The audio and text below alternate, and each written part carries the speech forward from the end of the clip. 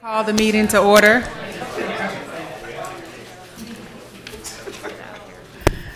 All right, Ms. Rice, could you read the consent agenda, please?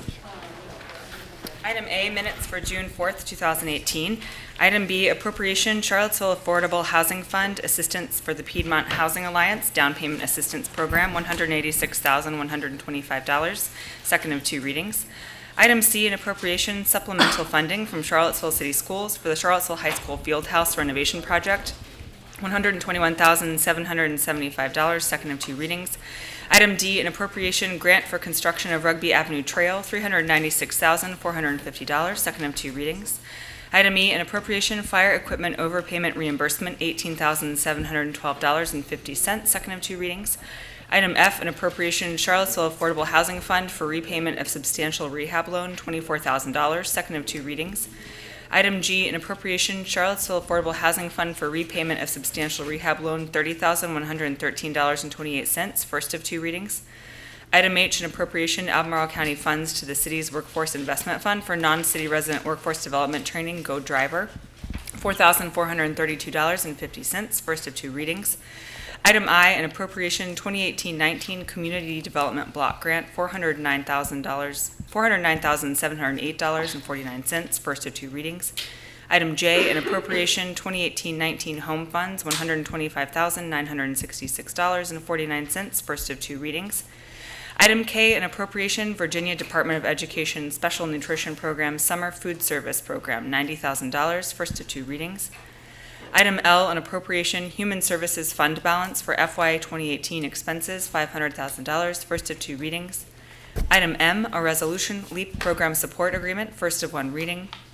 Item N, a resolution identifying authorized official for Medicare applications related to EMS billing, first of one reading. Item O, a resolution for RSWA Albemarle County City Local Government Support Agreement for recycling programs, first of one reading. Item P, an ordinance closed portion of alley off Dice Street, second of two readings. And item Q, an ordinance establishing FY 2019 utility rates, second of two readings. Mayor Walker, may I make a comment just on item P, which is the closing of the portion of the alley off Dice Street? Mm-hmm. Thank you very much. And Mayor Walker and colleagues, ever since we had the discussion about closing that particular alley, I have had more conversations with our attorney, Robertson, and with our clerk, Paige Rice. The whole idea of the closing of the alleys is a very important policy matter. And what it became very clear to me that, however, we've had a long-standing policy where it was almost as by default they were closed. And there were many applicants that are kind of getting caught in what I'm calling like a policy gear shift.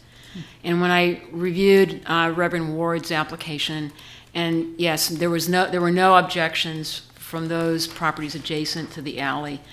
And in light of the fact that we're going to have a discussion on July 2nd where we have an interim measure where we remove the administrative approval of our alley closures as a default position, but they would always come before council, and that on July 16 we will be reviewing the resolution that I had put forth back in May about revisiting our policy about alley and local and paper street closures. I want to just say now that I feel like this would be unfair at this particular point, given that he's done such diligent work to get his neighbors on board, that and I spoke with Reverend Ward tonight. So I will be voting for this measure tonight. And I just wanted to get that clear for the record. And just to, be fair and consistent, Lisa, Ms. Robertson, have reached, I think you were saying the same thing with the Douglas Avenue. Yes. Yes. Right. Absolutely. Okay. Yeah. We still need to discuss that, but it's still, that's why we're seeing it case by case. Yeah. Okay. And a comment that I have about, and that's something on here that I would like to staff to look at, and full disclosure, I have been a beneficiary of the Charlottesville Affordable Housing Fund, and the conditions are different based on my application. I still think that we need to make sure that when we're using funds as to increase home ownership in the community, the length of time that the individual homeowners have had these loans and that they're paying the full amount back. I want to make sure that we look at that policy and make sure that that homeowners are able to benefit from the equity that they build when they decide to sell, and that the terms are fair and consistent moving forward. So I know there has been some revisions to the policy, but I just want to make sure that I just would like us to take a look at that moving forward. So Mayor Walker, if I may ask, would that mean that you would like to have that come on a council agenda for discussion, or Well, I just think when research? we're talking about housing policy and strategy moving forward, that we can have the discussion in when we having those conversations. But if we can get exactly what the policy is across the board now, so that we can be aware of it and so that we can begin to have some conversations about it. So Any other comments? I move that we adopt the consent agenda. Second. All right, and vote. All right, so it carries 5-0. Thank you. So we have a public hearing. There's the easement to CenturyLink at Sugar Hollow Reservoir. Oh, there's Brian. Hi, Mr. Dale.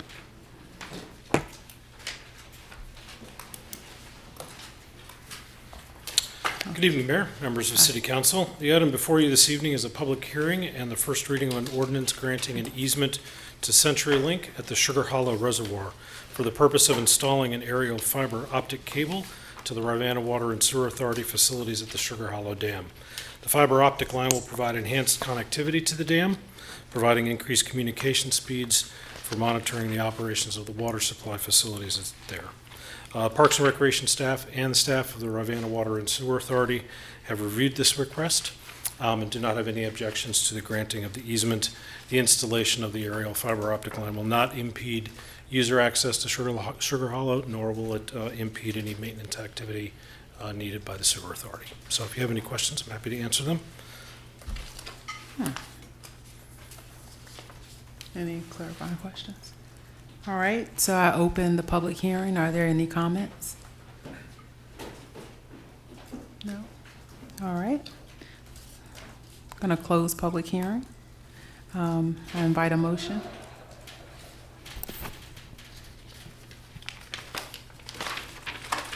Okay, what is the motion? I'm just trying to, that's what I'm looking at. I'm trying to find it. I move that we adopt the ordinance authorizing the conveyance of an easement to CenturyLink to permit installation of 3 utility poles on city property at Sugar Hollow Reservoir. Second. Second. Oh, sorry. All right. Any discussion? That's it. All right.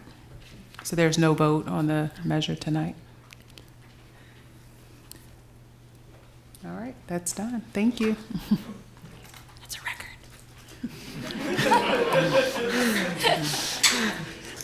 All right, so our next public hearing is the LEAP lease renewal at 608 Ridge Street. It's the first of one reading. Good evening. Good evening, Stacy Pethia, Housing Program Coordinator. LEAP has been the tenant at 608 Ridge Street, also known as the Eco Remod House. They have been renting the property since 2011. Their current lease, which was approved last June, is expiring at the end of this year, at the end of this month. I'm sorry. And they have asked for another 12-month renewal of that lease. I've been in discussion with LEAP about future use of the property, whether or not the city, we basically need to have it assessed. So they know that once the city contracts with a property assessor for the city as a whole, they'll sort of be on call for us, then I will schedule that assessment. LEAP themselves have also been looking at alternative locations to move their offices. They're still looking, they're not quite ready to move yet, so that's why they have asked to extend this lease for another 12 months. They are an important resource in the city, so we don't want to lose them. And I am going to recommend that we actually extend this lease for 12 more months, understanding that we all are going to look into having the property assessed.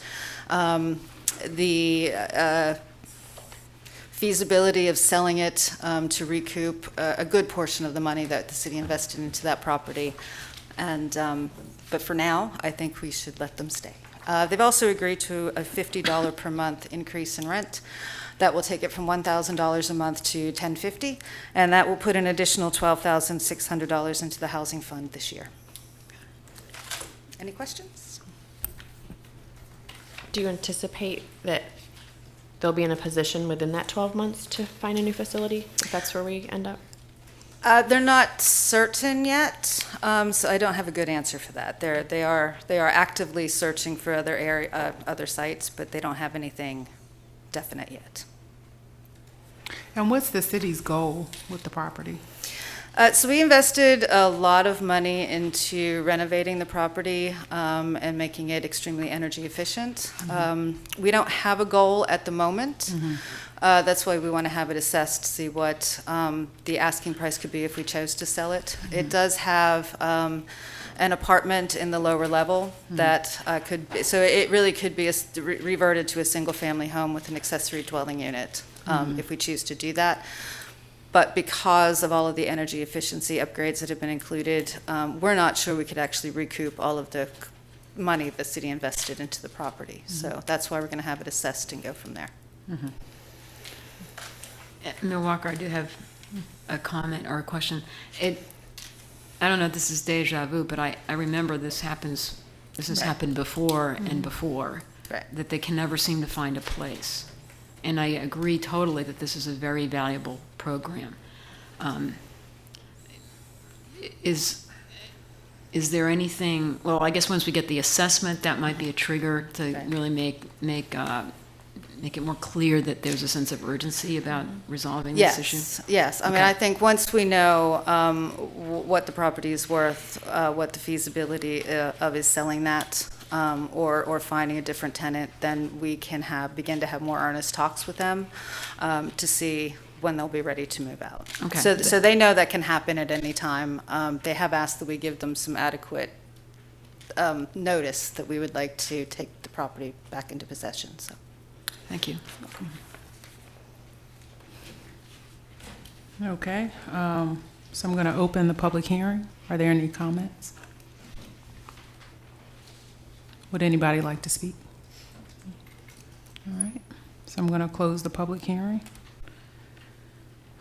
Invite a motion.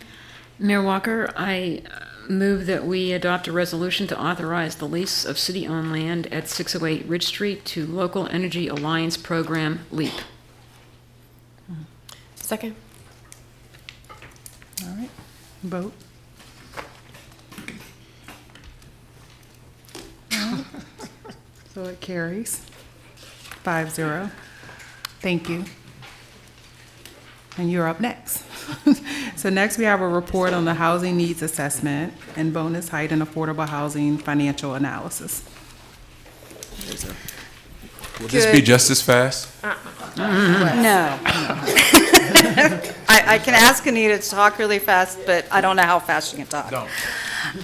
So earlier this year, in February and March, the Neighborhood Development Services requested that, I totally forgot, Partners for Economic Solutions complete two studies for us. One is a housing needs assessment, and that study was requested specifically to get a handle on to quantify the gap between affordable housing needs within the city and housing provision within the city.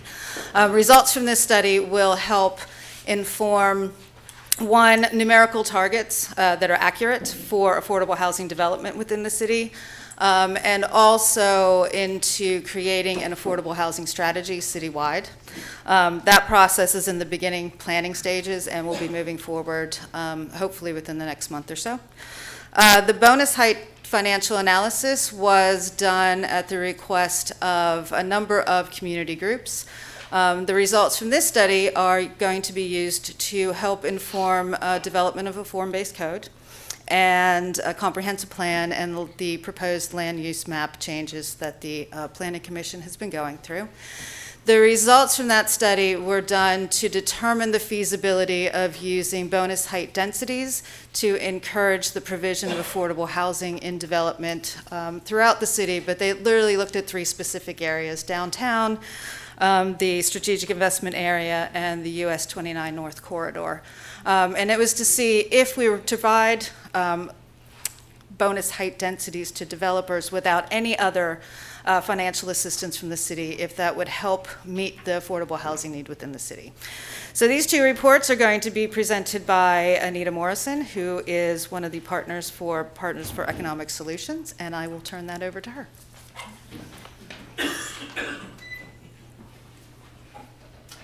Good evening. Let's see.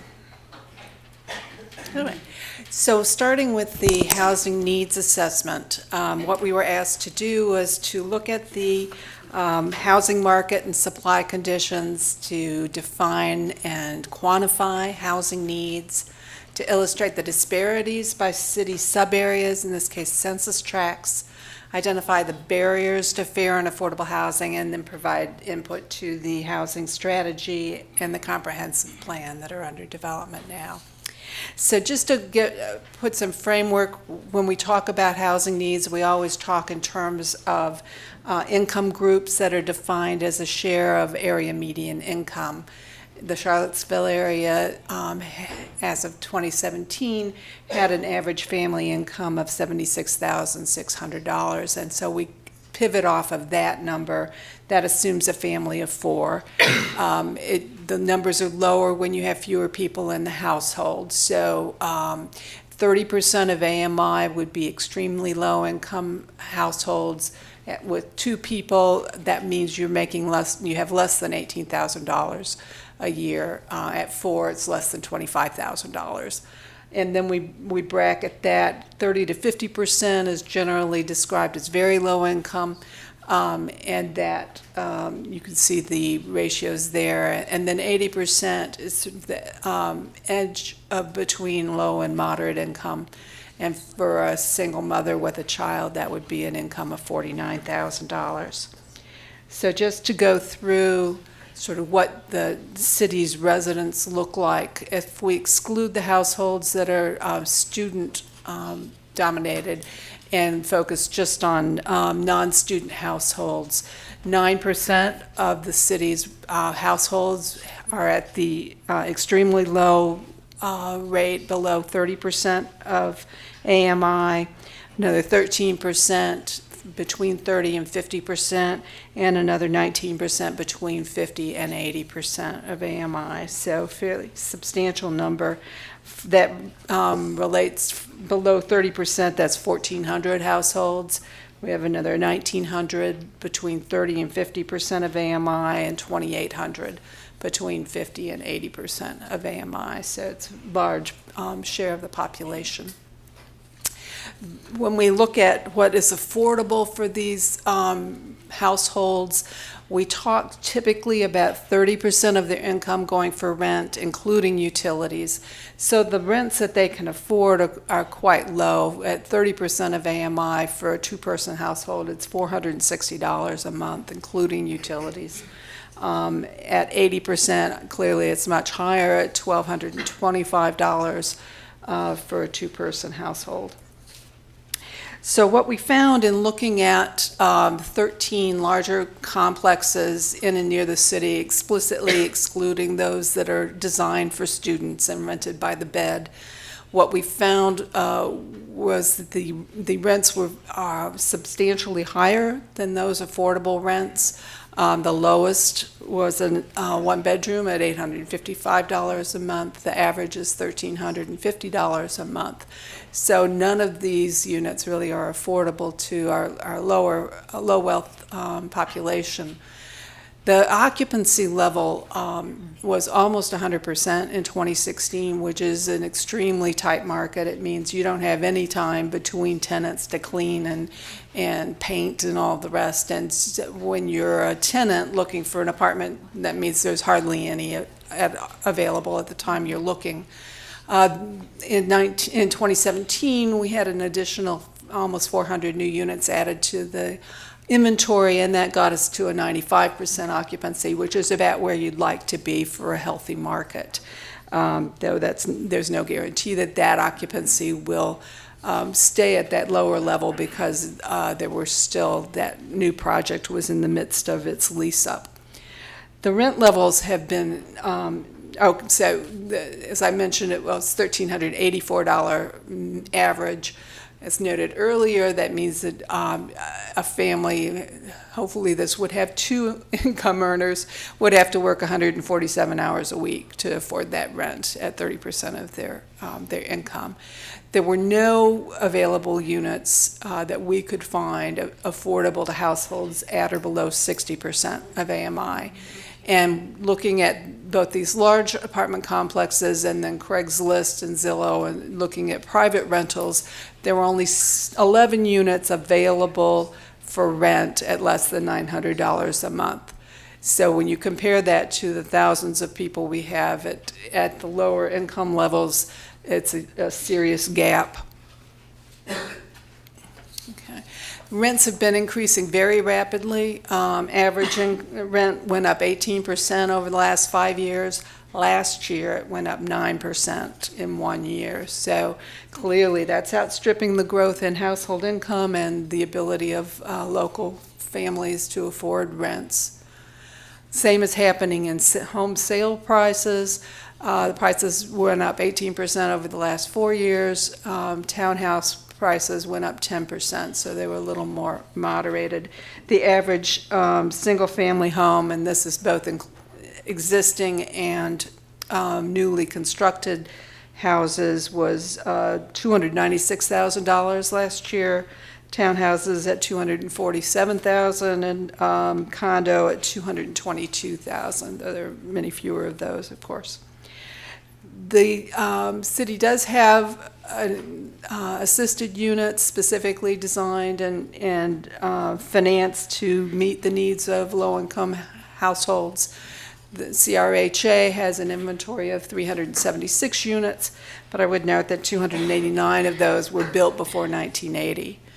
So 62% of the residents have incomes below $10,000. That's less than 20% of AMI. So these are really the lowest wealth and lowest income households in the region, as is HUD policy to focus on that segment of the population. There are just over 1,650 people or households on the waiting list. That list has been closed for quite a while and essentially represents an 8-year wait before you would be able to access either public housing or housing vouchers. So the federal government's support of low-income housing is now focused mostly on low-income housing tax credits, which provides a tax credit to investors who are part of a new development that provides affordable housing, sometimes within the context of a mixed income development. Most often, though now it tends to be developments that are 100% affordable, typically focused on households that's 50 to 60% of AMI due to the way the program is structured. On the just to mention, on the waiting list, 68 to 70% of those households live or work in the city, and more than half of them are single persons. So that's somewhat surprising. Our typical expectation is it's more families who are in need of housing and on the waiting lists. So the housing choice vouchers are the other major source of subsidy. The city has 700 vouchers, 51 of which are committed to units at Friendship Courts. They are focused on families that make less than 30% of AMI, also seniors and the disabled. So what we found, though, is that HUD sets fair market rents and says the vouchers can be used for units at no higher rent than the fair market rent. Those rents are based on existing units in the region, not just within the city. And so the city's rents typically are higher than the fair market rents. And so people are taking the vouchers, having a hard time finding places to live in the city. If they do find someplace, it tends to be one of the the LIHTC, the low-income housing tax credit buildings, where the rent is written down to 60% of AMI, and then they use their voucher to go between the 60 and what they can actually afford at 30% of their income. So many of the vouchers, though, are taken outside of the city because of the lack of supply that can meet the needs of folks with vouchers. So trying to quantify the rental housing needs, our focus is primarily on cost-burdened households, and that's defined as the people who are spending more than 30% of their income on rent, so their rent is not affordable. We put a particular emphasis on severely cost-burdened, the people who are spending more than half of their income on rent. And that's a really substantial number currently. Among households with rents or with incomes of below 30% of AMI, there are 1,000 households that are paying more than half of their income for rental housing. At the 50% level, it's 700 households, another 230 at 80% of AMI. So it's clearly very focused in the lowest income levels. The cost burdens then between 30 and 50% tend to be more of the higher, still not high income, but low income and moderate income households that are showing up in that category. In terms of total rental housing needs, we think you also have to consider not just the cost-burdened households, but the fact that these, the CRHA properties, the Section 8 properties at Friendship Court, are in serious obsolescence and need to be replaced in the near term. As I mentioned, they were date from the 70s and early 80s.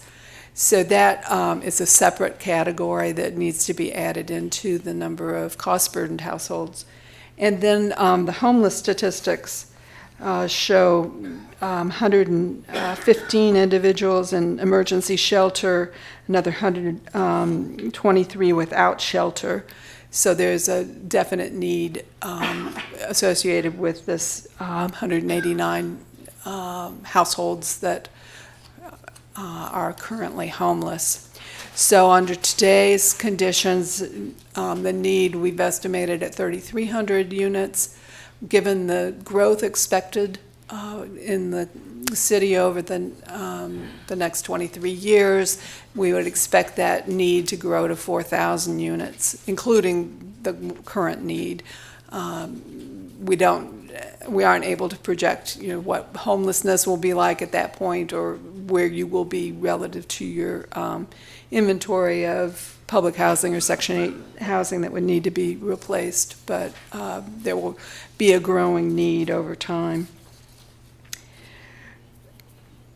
So in particular, the housing for households at 40 to 50% of AMI, most these households are not eligible for public housing and vouchers unless they're disabled or seniors. They're unable to afford market rate housing. The gap is still very large between the rents they can afford and rents available in the market. And what that's doing is it's keeping people in public housing longer than they need to be. There are several families within CRHA housing that could afford, that no longer are below 30% of AMI and would move out if they had an opportunity, but there is not that next level of housing open for them to move out, so their units don't become available to people at even lower incomes. So that's a serious need. The low-income housing tax credits typically focus on 60% of AMI households, and some at 50%. Almost none of them get down to 40% because the gaps are just too big between what households can pay and what the developer can afford to rent the units at and still make the payments even after LIHTC payments. We're also seeing particular need for seniors. There are about 330 senior households that are renting currently and needs assistance. There are another 690 disabled households that are in rental housing. Small households, as I mentioned, half of the people on the waiting list are single persons. Some are elderly, but most are not. So it would be the disabled and other income limited persons. So that would be a particular need that we think you should be looking at. And then finally, housing with supportive services to meet the needs of the homeless, particularly the persistent homeless who have been homeless for more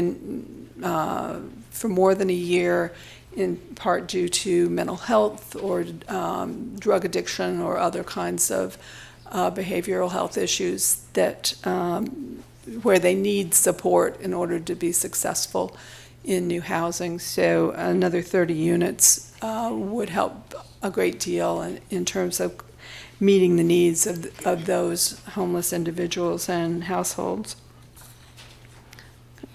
So as we look at first-time home buyers, what we're finding is that there are only 72 units of any size or type that sold for less than $150,000 last year, some of which were not in good condition, at least judging from the pictures. Essentially, for the least expensive units on the market, you need more than 80% of AMI to be able to afford those units. That's just to income qualify to afford those units. That doesn't count the challenges involved in trying to accrue a down payment and to cover closing costs when you buy. And a lot of households now, in particular, are faced with student loan debt that makes it even more difficult to meet the income qualifications for new mortgages. We estimate that there are at least 400 renter households that would buy homes if they were available at $200,000 or less. That's not the low wealth households. That's typically people in the 60% AMI level. And then the low wealth community would need even more units with assistance that's that's not currently being met by anyone except Habitat, really. So the barriers, as we see them in looking at affordable housing, clearly the market supply and demand imbalance is the biggest issue. The fact that your rental housing had gotten to a 99% occupancy rate is a major red flag in terms of imbalance within the market. You've had growing population and the housing supply has not kept up with that. In part, it's the city's supply of developable sites, particularly greenfield sites, is very limited. There may be some additional redevelopment sites, but those tend to be to go through a much more lengthy process in becoming available for development. And many of them have existing existing buildings on them that are too valuable to tear down and then replaced with affordable housing in particular. We're seeing the decline in federal financial support across the board for affordable housing, and that has been generally recognized as a federal responsibility, which is becoming less and less met as the budget tightens. The tight market and the tight supply of land is being reflected in high land costs, We also have high development costs just by virtue of a lot of external forces that have influenced the cost of materials and other factors influencing development costs. And then accessory dwelling units are one opportunity to expand the supply of smaller single-family units or apartments within existing units. Those have been difficult to finance for households that don't have enough equity and income to do it from a home equity loan. And so that's often, those are often financed from friends and family, but they may also not have enough income or enough financial resources to finance construction of an additional accessory dwelling unit. So that's constrained that opportunity. Zoning issues are always a concern as we look at affordable housing. The city's zoning in particular that focuses on units per acre discourages developing small units. So if you can only do 21 units an acre, you're going to make them as big as you can sell in order to maximize your profit. So you had a shockingly low number of efficiency apartments in the inventory within the city. It's much below what we've seen in other locations, particularly in a community that with a number of students and younger people seeking housing.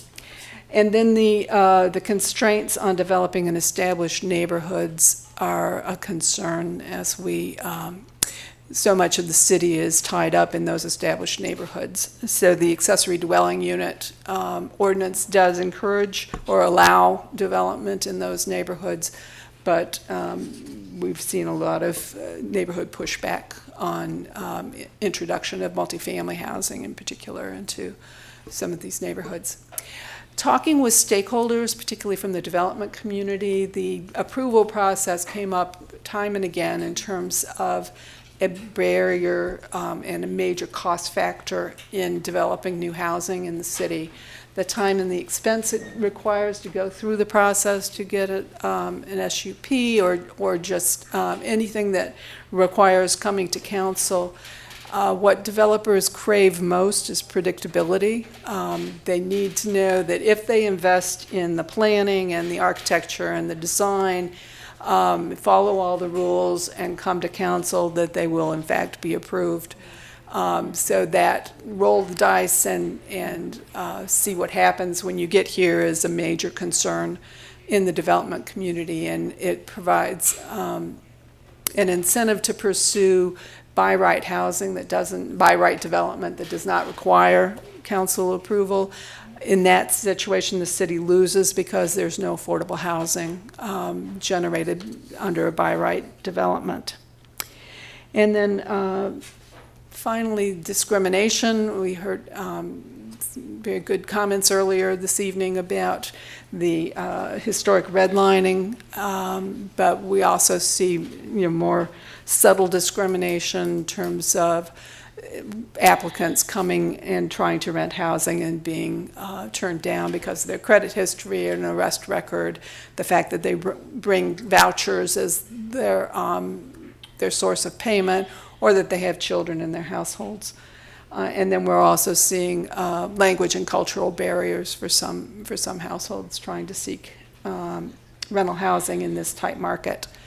And then all of this comes back to the capacity of the households to earn income and pay market rents, and that comes back to a whole issue of the barriers to moving ahead in your career and getting into a career path, job, education and training, transportation to your job, from your home to your job, childcare while you're working, and then getting access to career ladder opportunities. So with that, I will I think just move to the question of the second study we prepared, which was looking at the financial at the financial cost, consequences of development. And that's this. And we can have access to these PowerPoints? Yes, Thanks. right? Yeah, okay. I think I've got it.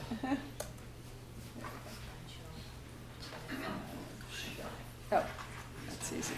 Okay. Oh, there, okay, all right. So, I think Stacy shared with you one of the questions that came up with the form-based code for the strategic investment area was the issue of using height bonuses to try to support affordable housing and to use the form-based code to leverage more affordable housing in the area. So the way that these bonuses work is that you allow they're expressed in terms of height in this case because of the particular provisions in the Commonwealth law related to density bonuses. So using height bonuses moves you outside of some of those constraints. And what they do is essentially create value for the developers by allowing them to build more units on their site. In exchange, then, the developer commits that a share of those additional units would be made available at affordable rents for a specified length of time, typically 30 or 40 years. And then the success of that incentive is dependent on demonstrating that the value created is equal to the value provided through the affordable units, that the affordability level does not undermine the financial feasibility of the entire development. So we test that using a financial pro forma, and that essentially compares the costs of developing new units to the net rental revenue generated to cover those costs. And then we measure, the threshold measure we use is the return on investment to the developer and the investors. In this case, there are a number of ways to calculate that, both direct return on costs, which is what we've used, but also internal rate of return and other measures that you may hear people talk about when they discuss their projects. In this case, we used a simpler approach, which is to take the net revenues from operations in the year once the project is leased up and divide that by the total development costs. And essentially, today, if that is less than 7%, if that provides you a return of less than 7% on your total costs, you're likely to go elsewhere to build something else somewhere else at higher rents. The investors may take their money and go into the stock market or any other number of investments.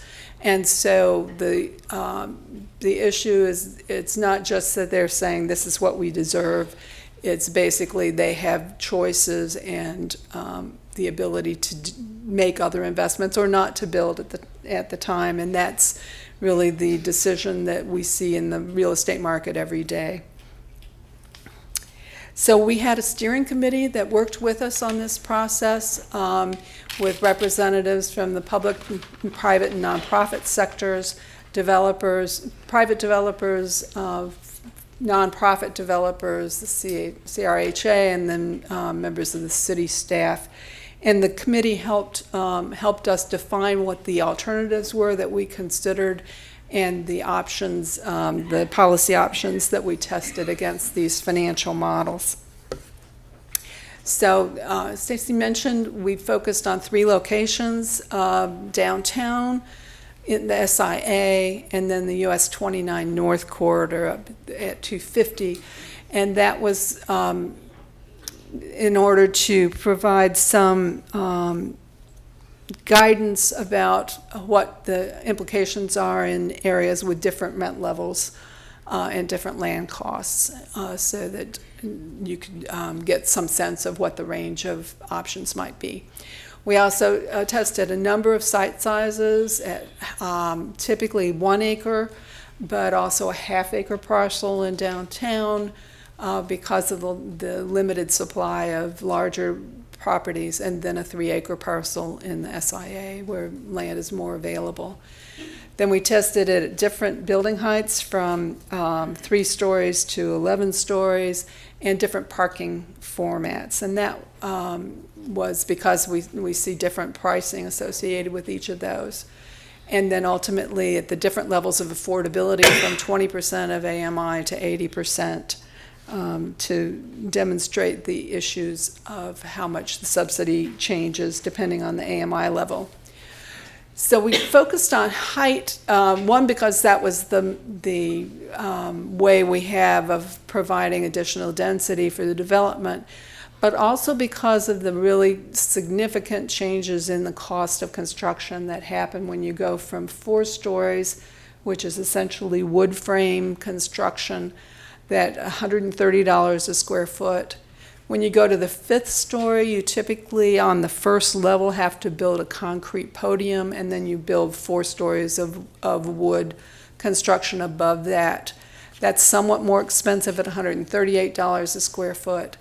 And then once you get to 6 stories or more, that you're into concrete, and that's much more expensive at $158 a square foot. So as we added floors in each of the models, we had to recognize that the costs increased and the nature of the construction changed as we moved to new heights. The other major factor that affected the model was the assumptions about parking. Surface parking can be provided at about $5,000 a space, but once you go into an above-ground garage, that's $20,000 a space, so you're adding 10% or more to the cost of your unit if you're requiring one parking space per unit.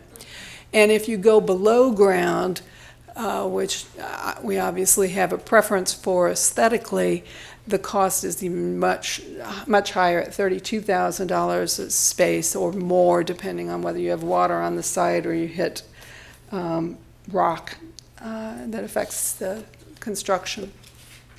So what we found in running all these variety of models is that typically the rents available in the market, when you compare it with land and building costs, do not support mid-rise housing. So the concrete construction costs coupled with structured parking is just too much for the rents typically available within Charlottesville. So that's why you're seeing a very limited number of taller apartment buildings and those with structured parking. Most of the sites we looked at could support only wood frame construction at 3 or 4 stories with surface parking. And it was only the higher rents available downtown that could support even 5 stories with structured parking. So some of the scenarios that have been presented or considered by the Planning Commission that say we're going to provide a bonus to let you go from 5 stories to 6 stories if you provide affordable housing really has no value to the developer. When you move from a 5-story building to a 6-story building, you move into an infeasible building, and it's not something you're going to build, so it's not an incentive to the developer to build at 6 stories. You typically, in order to justify the higher costs of concrete, you tend to be at 9, 10 stories so that you get enough new units to offset the higher cost of construction. But even there, we didn't find opportunities in Charlottesville to make that work. There are a few exceptions. Student housing near the university that's set up to rent by the bed has been able to justify the higher construction costs because of the higher rents charged to the students. And the occasional luxury rental development at the high end of the market with rents significantly above what we're seeing among most of the rental stock could afford the higher construction costs, and also condominiums where the prices are significantly higher. So just to keep that in mind, that what we're talking is the more typical kinds of construction that you would see in the general market and would represent the bulk of what could be developed here. So in running the models, essentially our conclusion was that the biggest opportunity was to require affordable units against the incremental units made possible by the height bonus, and have 15% of those incremental units be affordable at 60% of AMI, or 10% of the units could be afforded at 50% of AMI. But we didn't have any that worked even at 10% at lower AMI levels. So that's testing the feasibility where density is your only incentive. And so what it suggests is that that's not enough by itself. And so our hopes that we could be requiring 20% of new development to be affordable really can't come through that tool alone. It has to be combined with many other incentives. So this is just one example, looking at a 1 acre downtown site. At 3 stories by right, you'd build 26 market rate units. What happens when you go to 4 stories but you still have surface parking is you only get 3 more units. So of those, you could get 2 of those affordable at 60% or 1 affordable at 50%. When you go to 5 stories, you got many more new units. You got 24 new units, but only 2 of those could be affordable even at 80% of AMI and still have a feasible development. So that's the range. So we looked at a variety of incentives. One of those that's been discussed is that the city provide the parking for these apartment buildings. As I mentioned, the parking costs are so significant, particularly in a structured situation, that if the city were to do a parking garage, you could bring down the cost of the development and make it more feasible to support affordable housing within the project. But this turns out to be a very expensive option because essentially you're building parking for the market rate units as well as for the affordable units. And so as we looked at even 80% of AMI affordability, the city's cost would be about $138,000 a unit, so well in excess of the $30,000 a unit you typically invest in an affordable unit through the Affordable Housing Fund. If you were to try to move that down to a 40% of AMI rent level, the subsidy would be $415,000 for 1 unit. So it's a really inefficient option for providing incentives for for affordable housing. Tax abatement can help. The city has the ability to abate property taxes for the affordable units.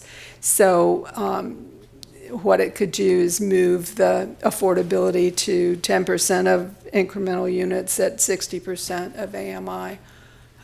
So it gives you a little increment, but again, still not very substantial. Direct incentives or direct contributions from the city, in addition to the bonus densities, you would not require additional capital in order to make the unit available at 80% of AMI. At 60%, it would cost $25,000.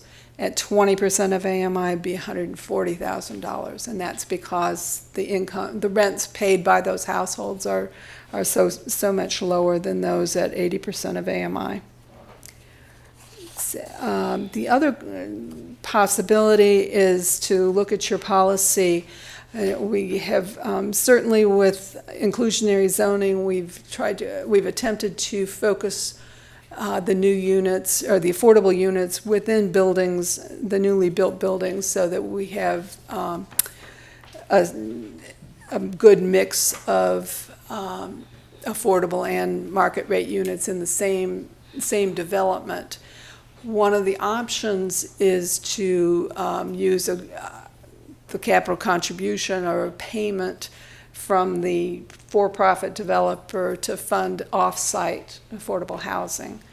So the advantages relate to the lower cost that a nonprofit developer can achieve in building a totally affordable development. You'd have fewer luxury amenities and potentially less parking because fewer of your residents have cars. But more important is that the nonprofit developers and a totally affordable development would be eligible for low-income housing tax credits, which brings a significant amount of subsidy, capital subsidy to the project. So those are not resources that a for-profit developer could tap, particularly for 2 or 5 units at a time. So the downside is if the off-site affordable housing gets shunted to a location that is no longer accessible or is not as well located as the private market housing that that is leveraging that new affordable housing. So there are certainly requirements that you can impose that say that your contribution would be used within a defined area, that it had to be accessible by transit, or it had to be within so many blocks of the for-profit development. So that's just an option as you pursue the development of the affordable housing strategy. What that means, just one example, when we looked at a 1-acre site in the SIA, the developer could afford to contribute $130,000.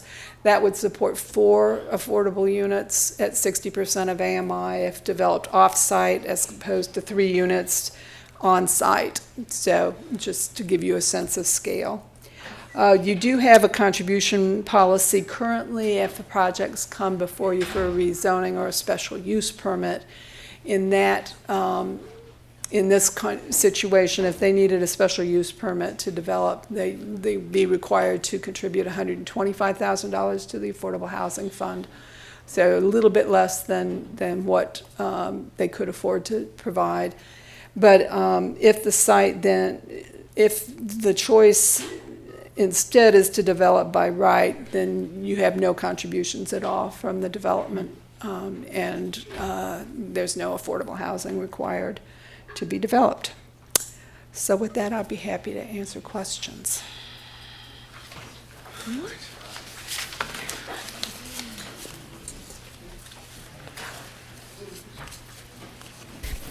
This would depress a hyena, as they say. Yes, I'm afraid you're right.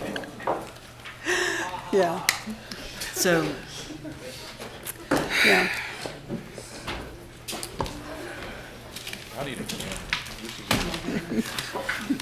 I would watch that. So, I don't have any questions at this moment, but I have a couple. this is bad, right? Indeed. I do have some comments. I think as, you know, a native of Charlottesville and seeing this happen, if we're in the room and there's any conversation that sounds familiar to conversations that you've been a part of in the past, and we're going along with it, then we are only continuing to contribute to the problem. It's I didn't see one solution, one avenue out of what has been created. I think once we see CLIC's report, then it'll be clear that this was intentional, and that we have a lot to do to undo it. I don't even know where to begin in the comments. I mean, I was sitting over there thinking, Jay-Z has a song. I don't want to see him coming down my eyes, so I got to make the song cry. You know, I'm just We got like a song cry reference. Yes, it's Awesome. really, I think when you're talking about especially since we're coming to terms with the historical legacy of what has happened in our community, and we know the racial makeup of this community at its foundation, and that the people who the community, Black people who the community has been built off the backs of, and then we arrive at today. And I mean, I never look at anything in isolation, which gets me in a little bit of trouble in meetings, but I'm always comparing and looking at the bigger picture and seeing how, if we, let's take utility rates, if UVA is paying utility rates that they should have been paying long-term over a 3-year period, how that is not freeing up funds that could help. It's not the whole, but that could help. If we don't start requiring, when we're talking about everything in this city, understanding that we have to undo what we have done, then we are never going to fix this. That's what I was just sitting over there thinking about. And I mean, we need to make sure any money that we're putting in any nonprofit, because in reality, the conversation surrounding that is whether we continue to fund at the levels we've been funding anything at. If we continue at this rate, you're only going to have a bunch of upper middle class people living in Charlottesville who will not use the funding, use the services of those nonprofits we're funding anyway. We have to have some serious conversations about what we're doing as a whole. That's beyond. So I have a I do question. have some questions and comments, but go ahead, So based on things that, one, thank you for the report, grim as Thank it you. may be. I thought it was indeed very detailed and thorough. So when we look at even what we kind of heard today from Mr. Rosenzweig and some of the members of the public about home ownership and whatnot possibly being a path, because the housing need is so great. I know the Housing Authority, we're working on some things in terms of trying to alleviate and bring about more housing. But what do you all think about micro units? So would that be a possible solution? Obviously, it's not going to solve everything, but a tangible solution in terms of addressing some of the needs in the immediate. And even if we looked at it from a home ownership perspective, I was just talking to these fine gentlemen right here, and one suggestion, yeah, y'all too. One suggestion that came up was not only about density, which we hear a lot about, and changing the zoning, but micro units. I think Oliver Kootner, right? Yeah, he had an idea for micro units before, and it didn't get through for whatever reason. Right. But I mean, seeing where we are, if we were to use some of the land that we have because we are land strapped, would that be a possible solution? One of many. It would certainly have to be one of many. It would address the need at a particular segment of the population, and certainly the fact that you don't even have efficiencies in the much in the Right. market is a major constraint. So I think that clearly would be a possible Right.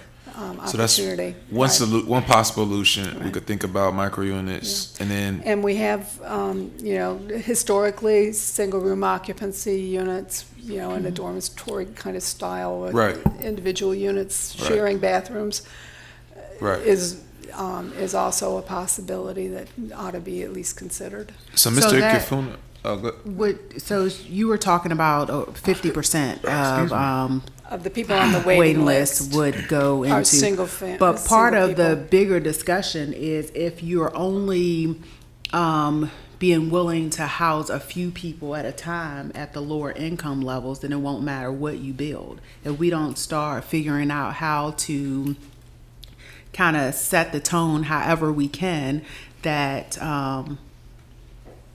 that's not a direction that we want to continue to go in. well, It Ms. won't- Gal, I don't want to steal her thunder, but I know Ms. Galvin, she talks a great deal often about the density. And I mean, I think in order for us to be able to get out of this issue, when I think about micro units, and I'm not the expert here, I know a little about housing, but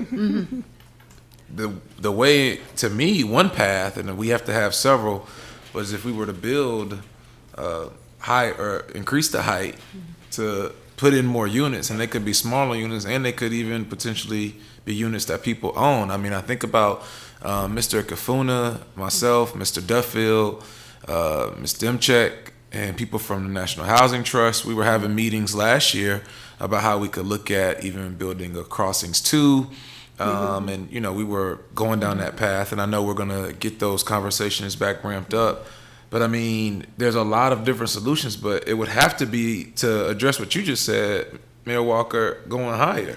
No, but she addressed some of that in said there. that. It still wasn't, so the conversations are starting in Charlottesville. People are still talking about, profit margins, return on investment, which I know business owners do that, but until we start changing those kind of conversations, right, we're not going to solve the issue. But how can Well- a developer So, Mayor build it? Walker, may I offer Well, I something? understand that, but I'm just saying, Yeah, that's may- the problem. may- So we've created I agree. it, so we Yeah. have to figure out a way to undo it. But we can't have conversations that are typical conversations around the topic, is what Well, May I- I'm saying. if You I- are constrained, though, at least by Commonwealth law. Yeah. As a Dillon Rule states, you Yeah. have fewer options. We than can't they do would. inclusionary zoning.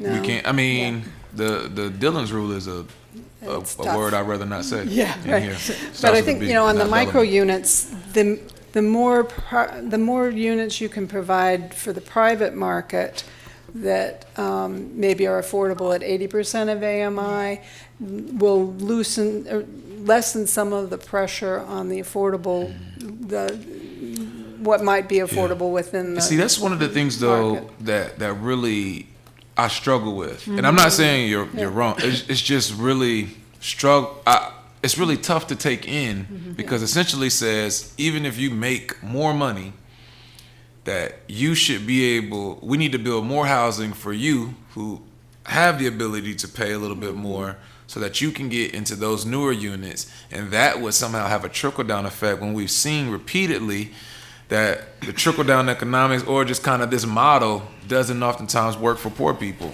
Yeah, okay. I think it's a little different from trickle-down economics, which is, you know, Yeah, well, yeah. you give them the money and eventually they spend come it, and down, it comes right. down to you. Sifting through the is a conventional, I mean, that's the traditional way that we've had affordable housing, private market affordable housing, is that as new construction attracts the people with most resources, and then they free up, you know, houses that then become available. Now, But in we are Charlottesville- in such a tight Right. market, Yeah, that's it's not not happened, gonna- you know, it's that not. those We would have to do units are not- both. Yeah. Be simultaneous. So Mayor But- Walker, Let's go. Councilor Bellamy, if I may, it seems to me that the way to frame this is that there's two different sources of housing. And there is what the private development market provides, and then there's what the nonprofit housing development provider provides. So what you've given us is a really good picture about the constraints on the private development. You can still get them to build affordable units, but the magnitude, the number of units is going to be limited. But there are other tools that we must do at the same time. So I'm seeing this as like, okay, so we know that we want to try to get some units built on site by the private development field, and the height bonus at least gives us more value, and it does get more units in the mix. Right. And then you And can then, supplement but that. then you need to also be aggressive about acquiring property, be it through the land bank or assisting when the housing authority gets its legs back. I'm not sure, but and we've had this conversation already about all the grayfield and brownfield sites. Those are the areas that we still have left in the city that do need to be repurposed. So I'm thinking that then that is what we need to be getting and acquiring and then selling at a cost to our nonprofit providers that will do the magnitude, the bigger volume of production. But we got to do both directions, both the private market and the nonprofit But I think market. we have to change that thinking too, because it will never, it won't work. What you're saying, it will keep the ratios as they are now. It's not going, you may have a few more people housed, but if you're talking about looking at where we have been, in the past, historically, we're not at a point where our neighborhoods will ever look like they have looked in the past. And we have said as a community with that some people don't belong or can't be. And we have to really challenge those questions. Even saying that we can figure out a relationship with the county or surrounding areas to build, there, that is still saying that if you can't afford to live in the city limits, we may have some affordable options. They may not be within the city limits. That should be unacceptable to us. It's unacceptable to me.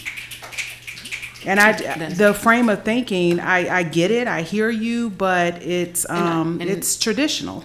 I didn't say that in particular. I No, said I'm that not we saying need to what you're saying. I'm saying what is we need to what is repurpose. clear from the actions up until we change them, which Well, they it's- haven't changed At some yet. point, I think we all need to be, I see a list of things that we could be doing.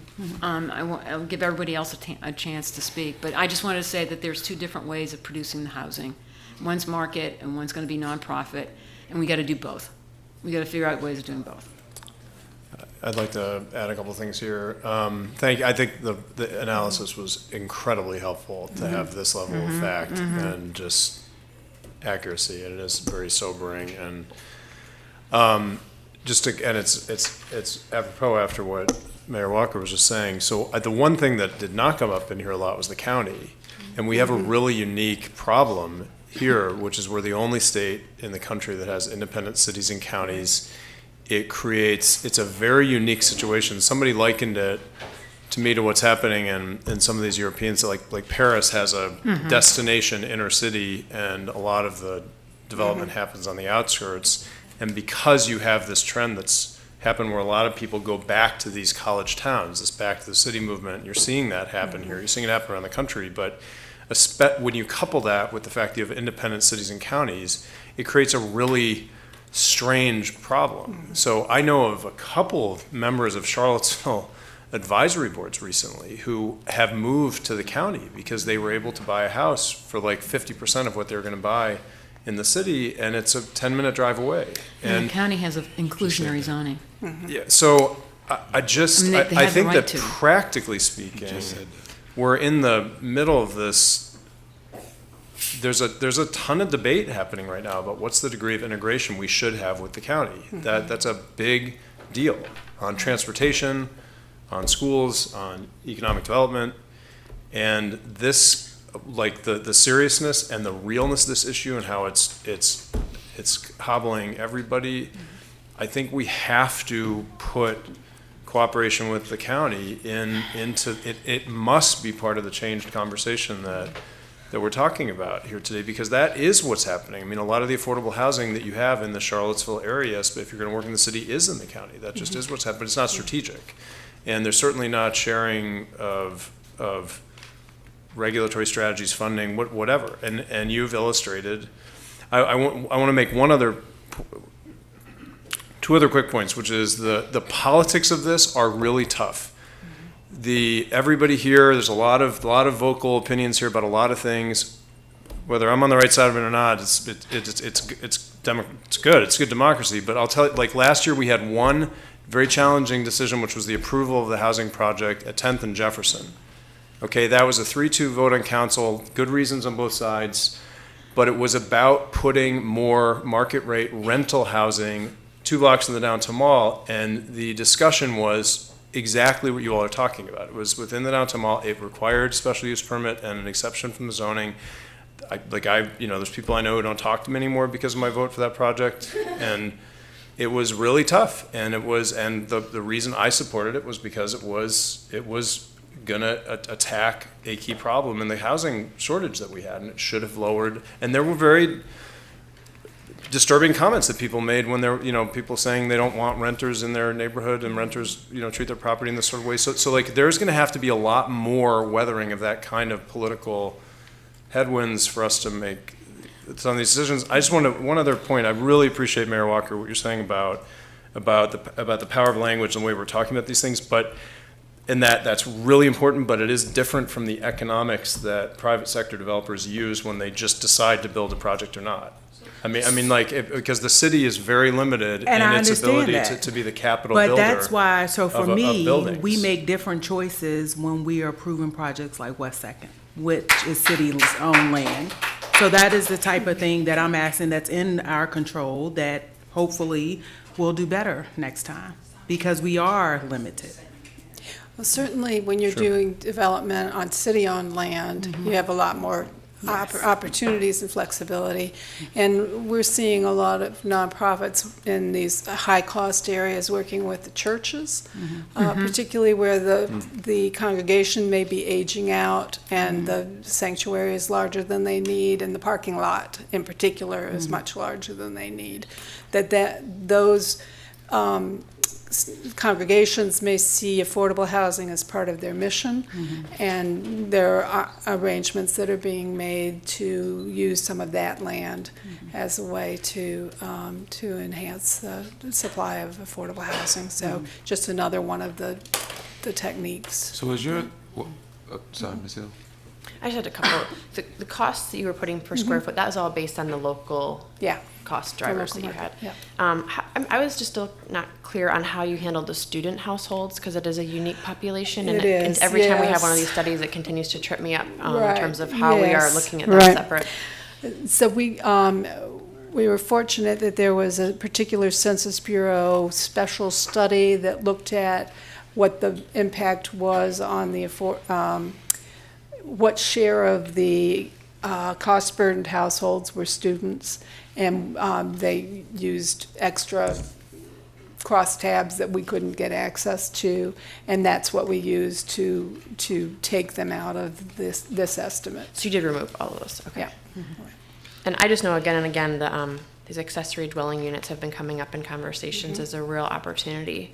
And it's just a struggle with what incentives we can provide that are meaningful to homeowners so that they don't go the Airbnb route, but they actually do provide an affordable Yeah. unit that does provide that extra density to, those parts of Yeah. our community that have bigger lot sizes and Right. can absorb that. So some of it is simplifying the approvals.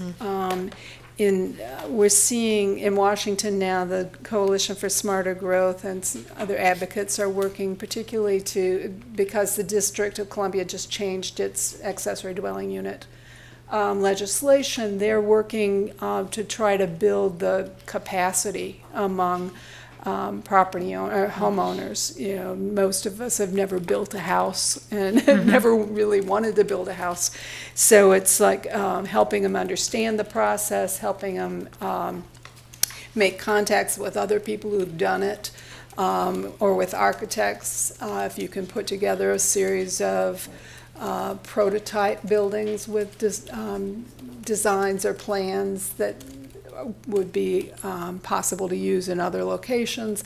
You can bring down those costs some, but I think ultimately it ends up at a financing question, and so it might be something where you'd want to pursue a revolving loan fund or something to help people get it up and operating in exchange for some commitment to an affordability level. So, or you might see arrangements, where a Habitat would come in and do the construction in exchange for that. But Thank you. So when we talk about housing just needs, right, in the immediate, because in order to bring about the solutions that many of us want to see, it's a long-term kind of thing, right? So what is the suggestion from staff right now when we're speaking with developers, obviously try and get as many units as we possibly can, but in the immediate, do we also need to just try and get as many units built as we possibly can?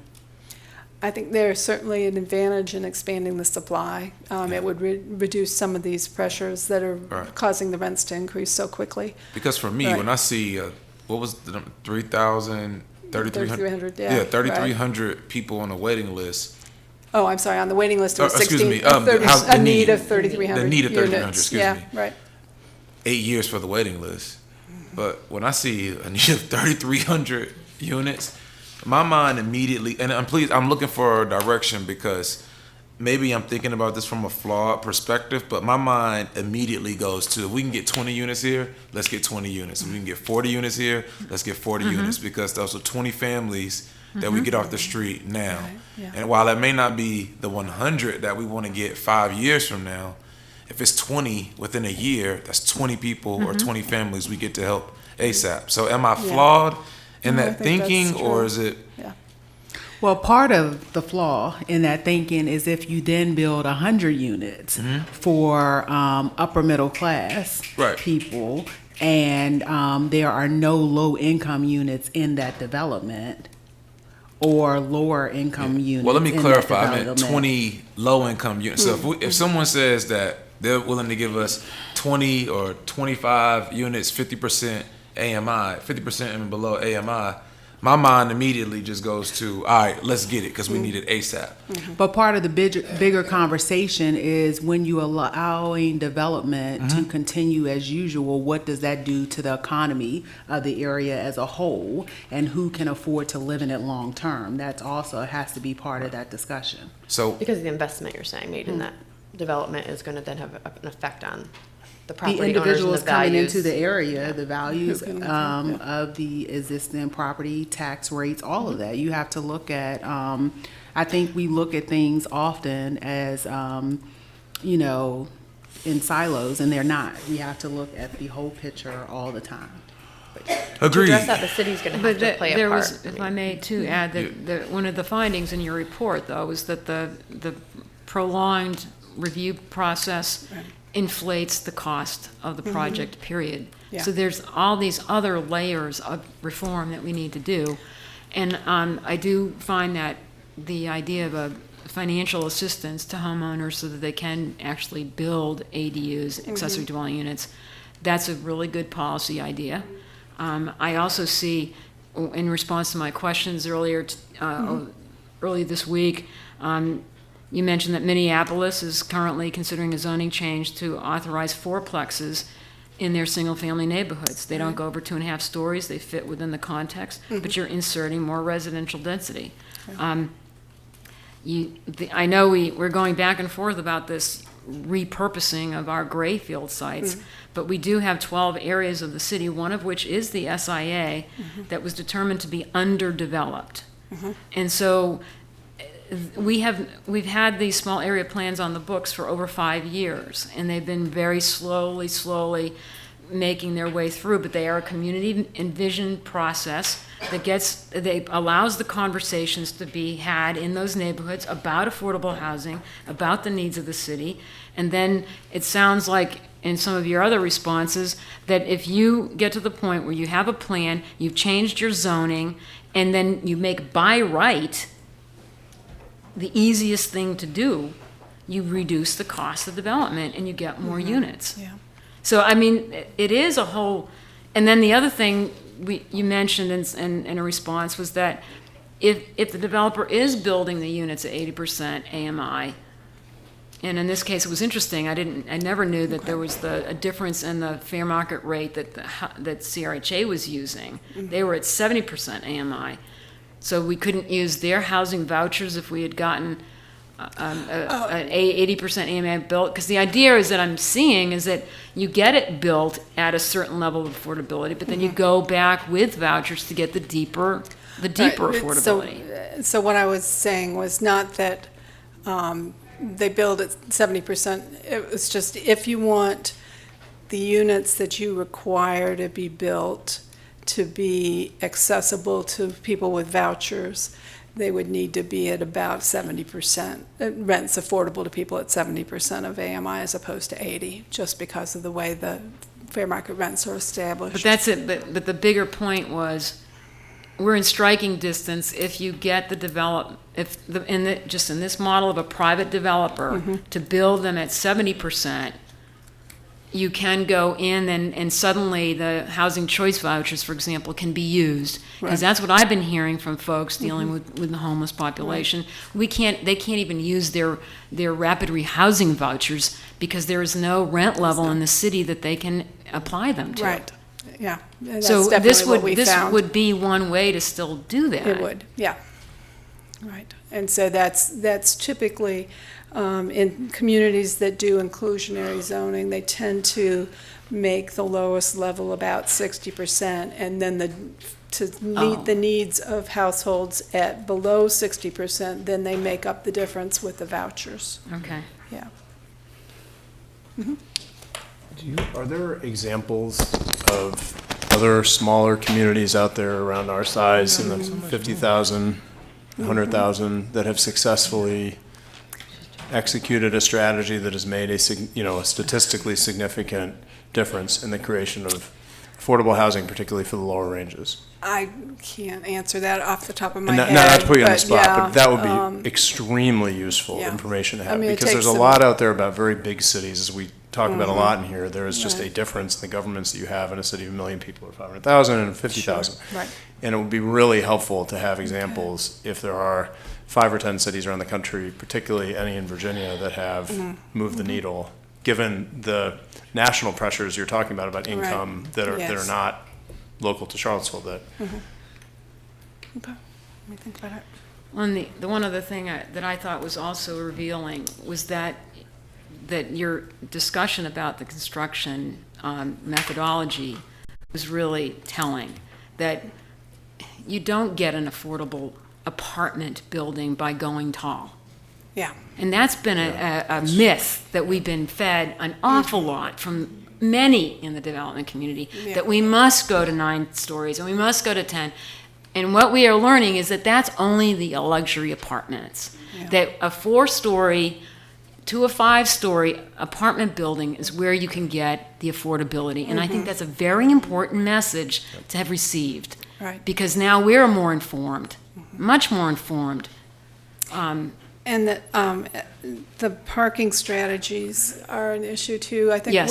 we're at a stage where the market is changing and more households are able to use ride sharing or bicycles or, walking, and not own a car. And so to the extent that your zoning requires more Yes. parking than is really needed, that's a cost that then impacts the rents across the board. And so we're not at the stage yet where we have autonomous vehicles and we don't need any parking.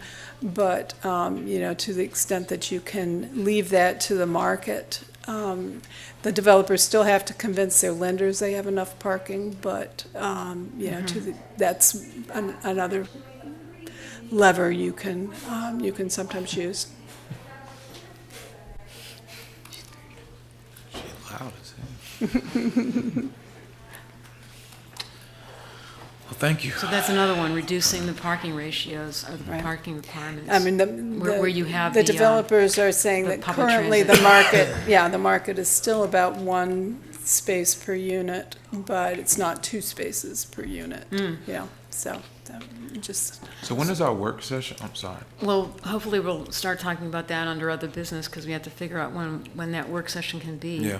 But So, I think guess Mayor Walker and colleagues, should we be pulling together what we see as policy prescriptions that can fall out of this data and then just send it to staff for inclusion in the work session?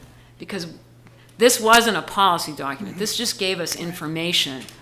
But I think we were starting to have a policy discussion up here. But if we start gleaning policy ideas from this research, do we just give it to Leslie? Who do we give it to so that it gets incorporated into the conversation we have about the housing production strategy, which is one of our work sessions this summer? And I'll also remind council that on June 28th, we have kind of a capital budget infrastructure work session that's going to kind of kick off the next cycle of the CIP. And so that's more about the funding. It's not just about affordable housing, but that's certainly an aspect to this, because a lot of what I saw was money. So I'm going to look at this, and we've already started that presentation, but it looks like we need to incorporate a few things. But I know you're talking about a separate work session on affordable housing, and And we I might mean, you need to can change forward that this. to me. Yeah, and we'll kind of see what happens on the 28th, and then we'll take it from there. So, because there's a lot more priorities than housing, although this is a big one, understandably. So, if you want to feed it to me, that's fine, and I can get it to the appropriate folks. And I think we're still looking for a date. Is that right, Paige, for that work session? But on the 28th, we can at least start the discussion about, I don't know that the Capital 28th budget. is firm Oh, either. The 28th Oh. isn't firm Oh, no, because. really? No, because. Oh, okay, never mind. Vice Mayor Hill can't make it. oh, okay. Well, we're sometime gonna talk about- we will have a work session on all these things, so rest assured, we're already preparing for that work session, so we'll figure that out, that's fine. Okay, thank you. Okay, sure, thank you. Thank you very much. Thank you. Thank you. Good job. Anybody on vacation? Can't you call her? Tough work. Have a good Necessary. evening. Thank you.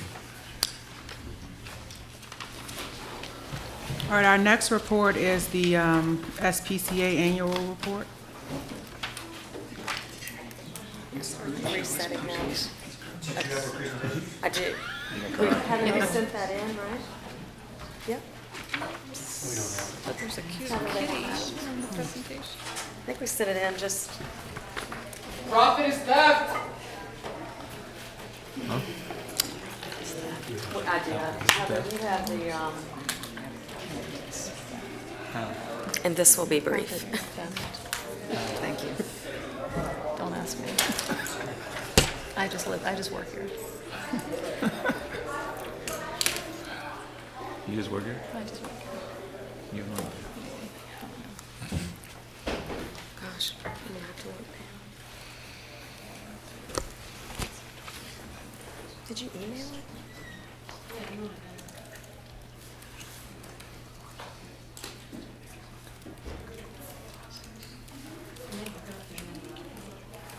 Can we use another laptop?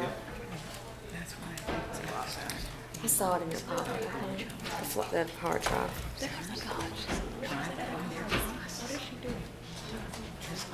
So she did email it in. Oh, yeah. She said that you guys do have it. Oh. About to have to get a hold on her. So if you can use that laptop.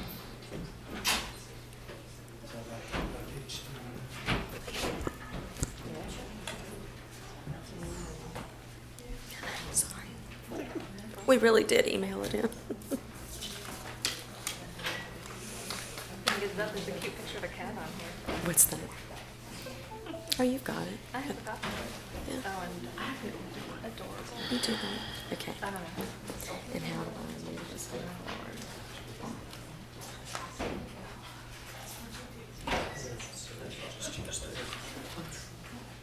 Okay. Hi, my name is Angie Gunter. Are we ready? I'm the Executive Director of the Charlottesville-Albemarle SPCA. Thank you all for having me here this evening. Heather Sullivan's also here. She's the Operations Director. He's been there for 13 years. Tonight, I'm just going to talk about the 2017 statistics, both animal statistics and financial statistics, as it relates to the pound services that we provide for the city of Charlottesville. So, most of you know the Charlottesville-Albemarle SPCA is a nonprofit, open-admission animal shelter. We were founded in 1914, and the main purpose is finding permanent adoptive homes for our animals. We also perform an important function in serving as the pound for both the city of Charlottesville and Albemarle County. So we are responsible for all the stray, homeless, abandoned, unwanted animals in this community. I'm very proud of this organization. We are a no-kill community, and we've been recognized by esteemed national animal welfare group, Best Friends Animal Society, as the most substantial community to achieve no-kill following San Francisco. So it's a really big accomplishment for this community. So our 2017 animal statistics, we had a 95% live release rate, over 3,300 animals we took in, over 2,500 pets adopted, and another big statistic there is over 5,300 pets were spayed or neutered, and that's obviously to reduce pet overpopulation. So the breakdown of the shelter stats, so of all of the animals we take in, over 50% come from Albemarle County, or 50% rather. 40% are us, just the public shelter, and then the Charlottesville Public Shelter takes in 10%, or 10% of the intake comes from Charlottesville.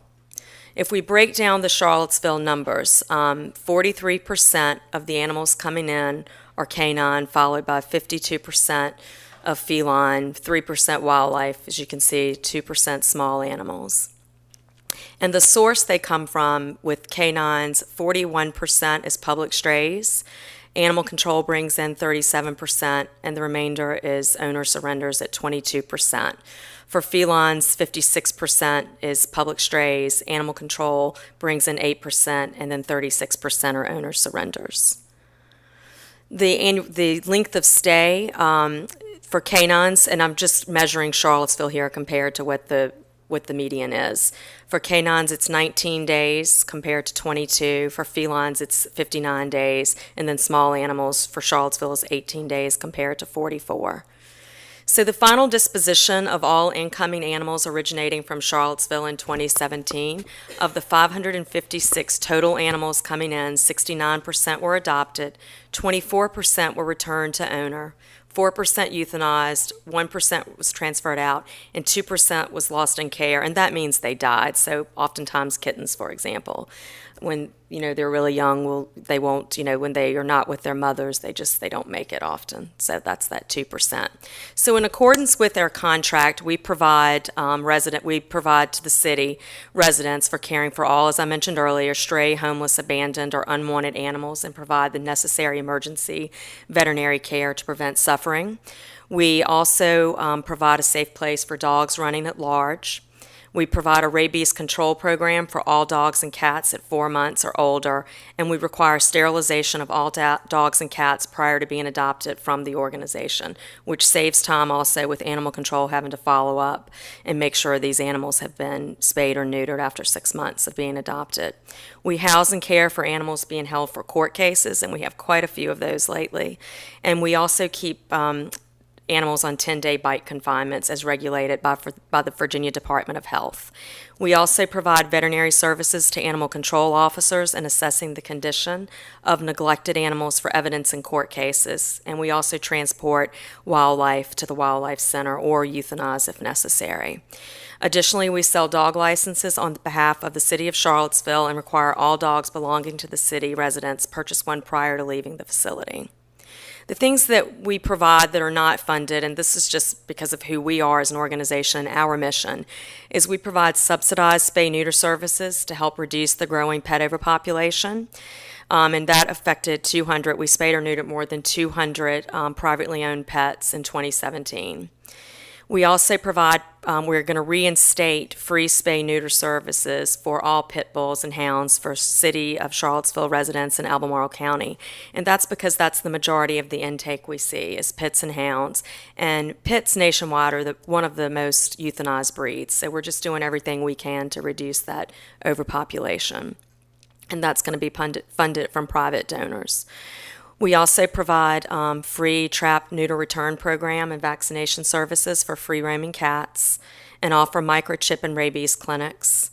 We offer pet retention programs such as the Pet Pantry, which offers free food to clients who can't afford to have food for their animals, and dog obedience classes. We provide the compassionate care clinics, and this is for families that show proof of public assistance to provide wellness exams and vaccinations for animals, and we helped over 200 animals in 2017.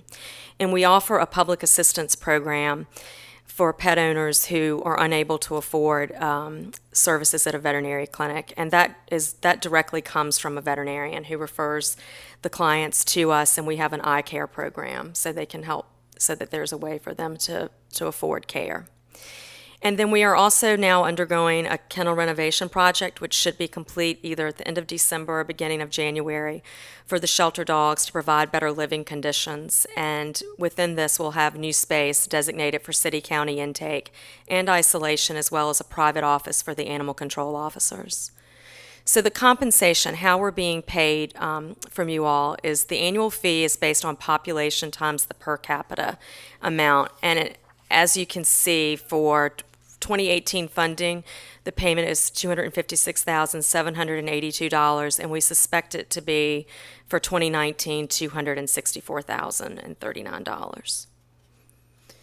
So our actual cost of care is based on $25 per day for one animal. So how this relates back to Charlottesville specifically is we took in, as you can see, 239 canines, 353 felines, 8 small companion animals, for a total of 600 animals. The next column over is just the number of days in shelter care. And that total cost calculated to $621,800 was what our cost was. So the expenses included in this is just what you would think: pet food, veterinary diets for animals with various ailments, vaccinations, medication to treat illnesses, the staff time, the spay-neuter procedures, microchips, cleaning supplies, basic pet supplies, electricity and water, and the computers, internet to manage accurate shelter animal records. So the cost of care for 2017 for Charlottesville animals versus funding, again, the cost of care was $621,800. The fees collected were $252,451. And the reason that number's a little bit different is our fiscal year is a calendar year, whereas the city, I believe yours starts July 1, your fiscal year, right? So it's just that's why those numbers are just a little different.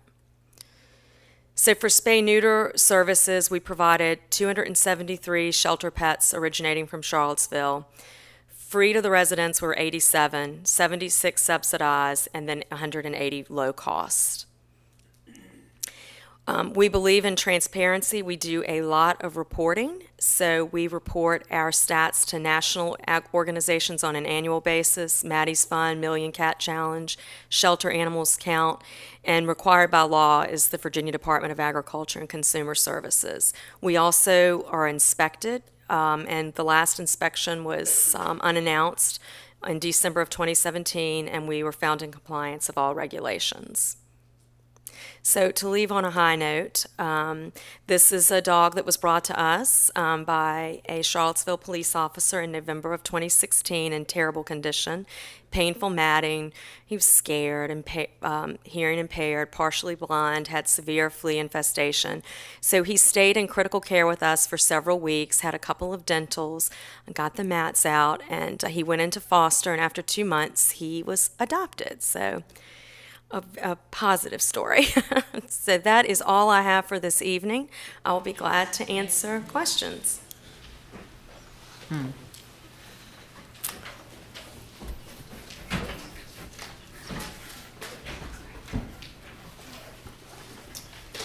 Can we do this every council meeting?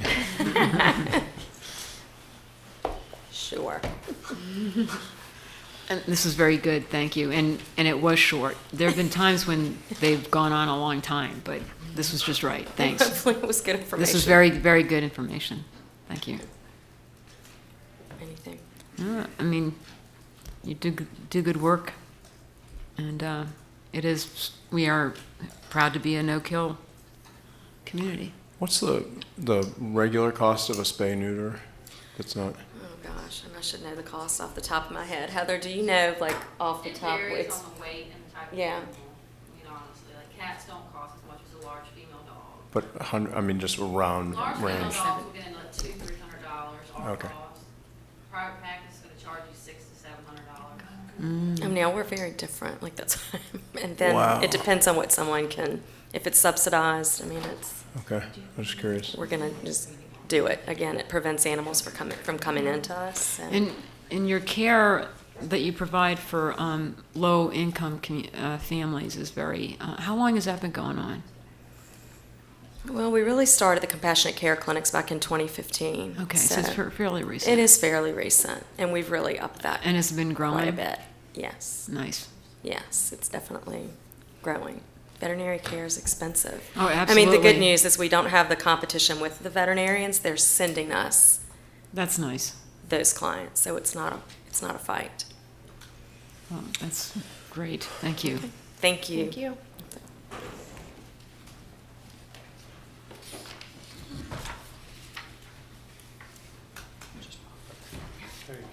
Where's Wes?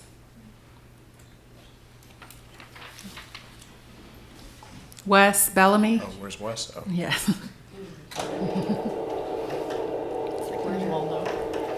Thank you. Have a good evening.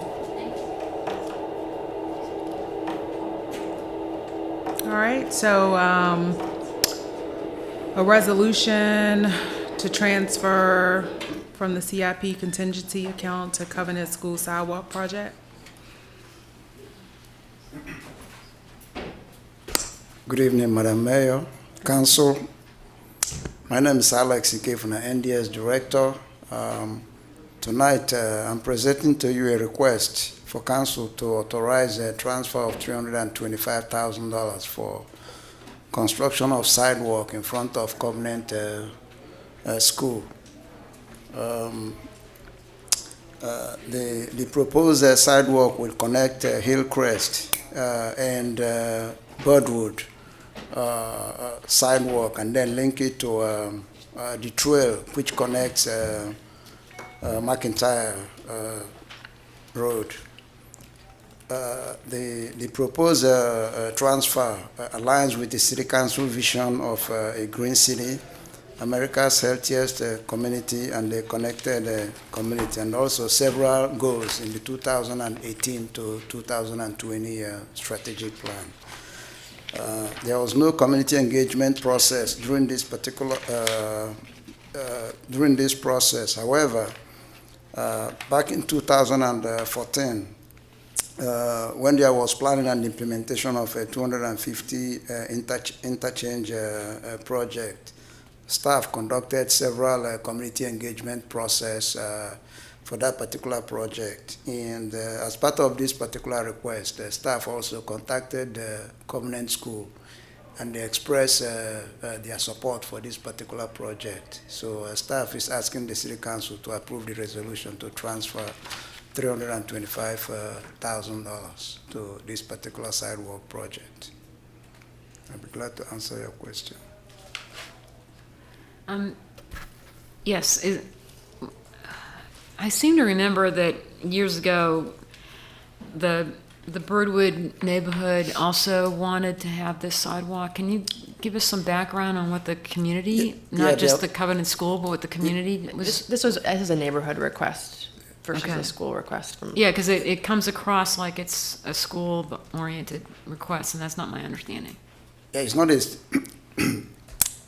the project. The reason why it comes across like that is because in order to construct this sidewalk, we're going to have to request either easement or acquisition of maybe some property from the school to enable construction of the sidewalk. That's why we had to seek, let them know that the city is proposing this sidewalk, and then part of their land might be requested as part of the sidewalk project. Okay, that helps, because I do remember in 2014 that there was an awful lot of concern and anxiety in that neighborhood about them being cut off from any circulation due to the interchange project, so.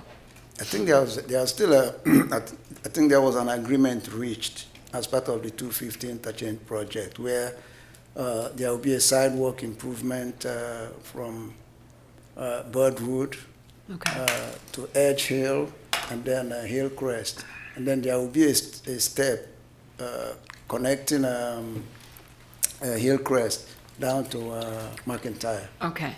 So that one is funded. I think the funding came from VDOT at $1.1 million.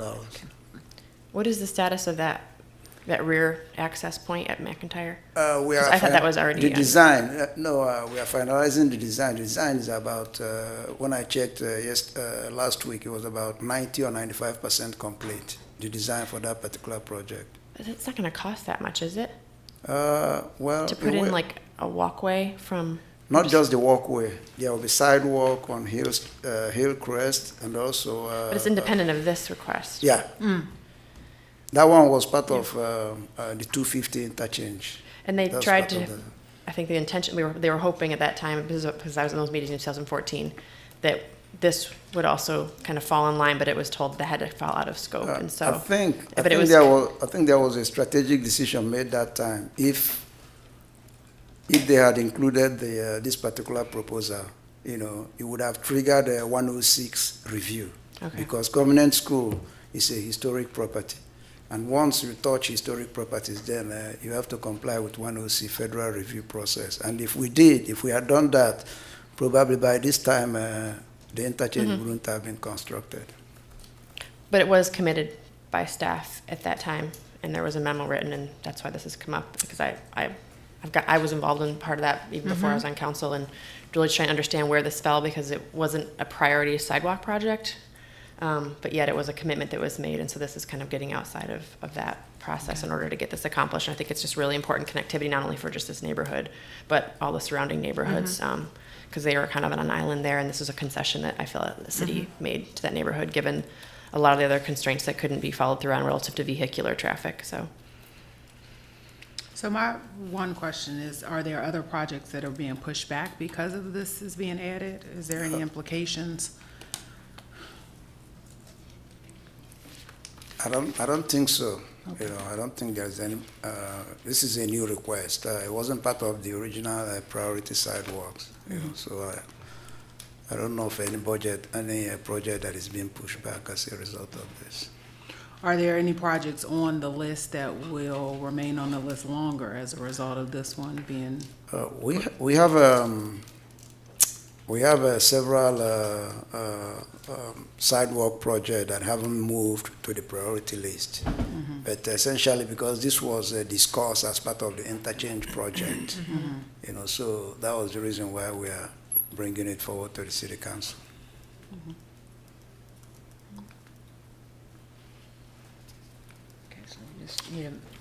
So I guess I'm looking around. Any other comments? Okay, I invite a motion. I move that we fund the transfer from the CIP contingency reserve account to the Covenant School sidewalk account for $325,000. Second. Was this always the cost? Well, not always. I think the cost of sidewalk varies from project to project. Sometimes it might be a sidewalk project that doesn't require right-of-way acquisition, so that might be cheaper. But in this case, we're going to have a right-of-way acquisition. We're going to have, there might be a need for retaining wall, and then there is a drainage. There is a drainage line there that may need to be relocated. So all that expense was estimated, and that constituted the $325,000. Also include engineering and survey work, and then construction. Okay. Any additional discussion? No. All right. Vote. Thank you. All right, so it carries 5-0. All right, next we have the Charlottesville-Albemarle Convention and Visitors Bureau Agreement. Okay, great. Thank you, Mayor Walker. So I'll just do a quick overview and talk about some of the changes in this. So the City of Charlottesville and the county have had a jointly funded Convention and Visitors Bureau for a long time, since '79. And the current agreement has been in place since 2004. But in your packet, if you recall, there was a letter sent this past December that the board and city council notified the board and staff of the CACVB that the current agreement would be terminated effective June 30th, 2018, and that a new agreement would propose a new governance structure and updated day-to-day administration of the affairs of the Visitors Bureau. So what is before you is that revised agreement. And I'll say this, that no public hearing is required, but because this must be approved before June 30th, 2018, or the operating authority of the CACVB will expire, we are requested that council waive the requirement for a second reading. And to do this, council, you must approve the attached ordinance by a 4/5 vote. So in addition to the governance changes that allow elected officials on the executive board, there'll also be an advisory board, which I believe is kind of the current executive board, but there'll be more of advisory board in nature. There are also changes as it relates to services identified by the executive board to include the arts, which has been a discussion that we also had during the budget process. In addition, the new executive board will be adopting new performance measures. I believe there are some right now that are in existence, but they'll be adopting new ones once they form and start meeting on on how those will be adjusted going into the future. And finally, the county has asked to be the fiscal agent of the Visitors Bureau. The city has been the fiscal agent for a very long time. what the city would like to see, and this has been approved by the county, by the way, is a January 1st, 2019 transition. This will give city and county staff plenty of time to actually make the preparation necessary to transition the fiscal agency duties, including procurement, insurance, et cetera, and especially on the personnel side, all of the CACVB employees right now are city employees. They would become county employees. Any employees hired after July 1st, 2018 would be hired by the county. But there's a lot to work out in this area. We have several full-time employees who receive retirement benefits, so we want to make sure that we hold them harmless as much as possible. And so that transition could happen before January 1st, but if we get all these issues worked out. But that should give us plenty of time to do that. So that is probably, at least on the kind of the logistical side, the biggest issue that we have to get worked out in the next 6 months. So that being said, I'm happy to answer any questions that you have about this. And we feel comfortable with the transition as it's stated here, in particular as it relates to the fiscal agents and personnel changes going forward. This should give us enough time to figure all that out. So. This is the version that the county approved. I guess there was just one word change they made last week. I have no idea what that word was, but. One word change. There's one word added. I don't know. Ms. Robertson, do you remember what that was? Yeah, it had I mean, something to do with the, did it have something to do with the fiscal agent? Jeez. I believe what they added was a reference, some wording that would allow the transition over of the fiscal agent to start prior to July 1st if the transition plan's been completed. I believe that was the change. Okay, that's reasonable. It was more than one word, but they just wanted to acknowledge that if everybody can figure out the impacts and agree on a transition plan before January 1st, it could happen sooner. That's correct.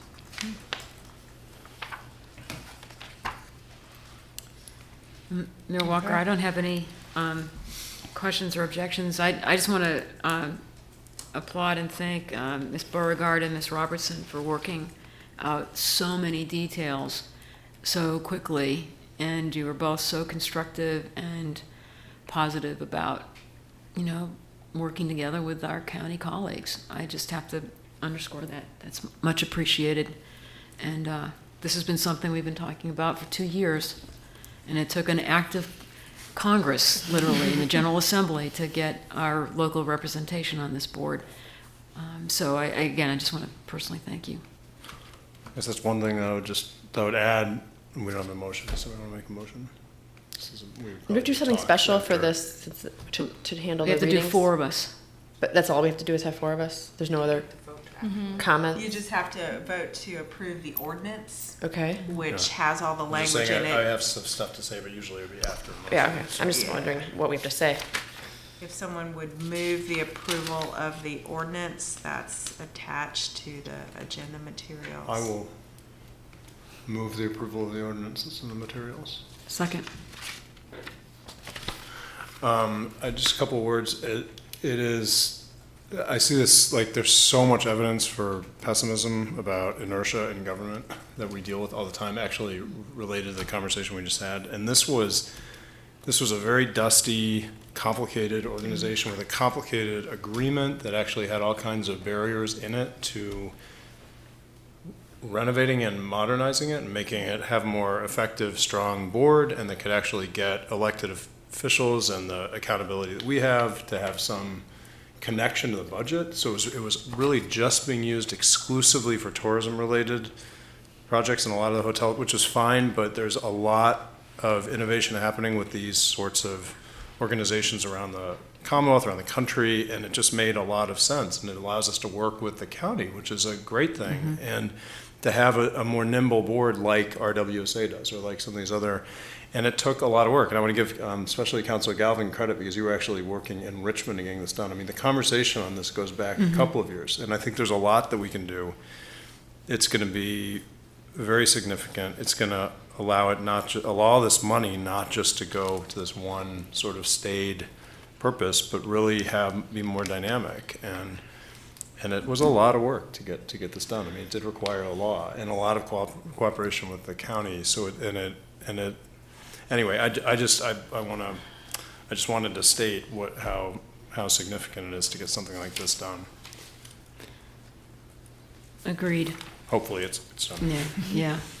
But it will also provide us an avenue for supporting a lot more diversity in our tourism marketing.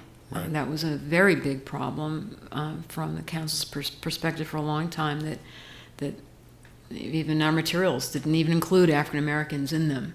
And now this is a much more robust approach to be much more inclusive in how we project ourselves, so that we bring more people to Charlottesville that are diverse as well.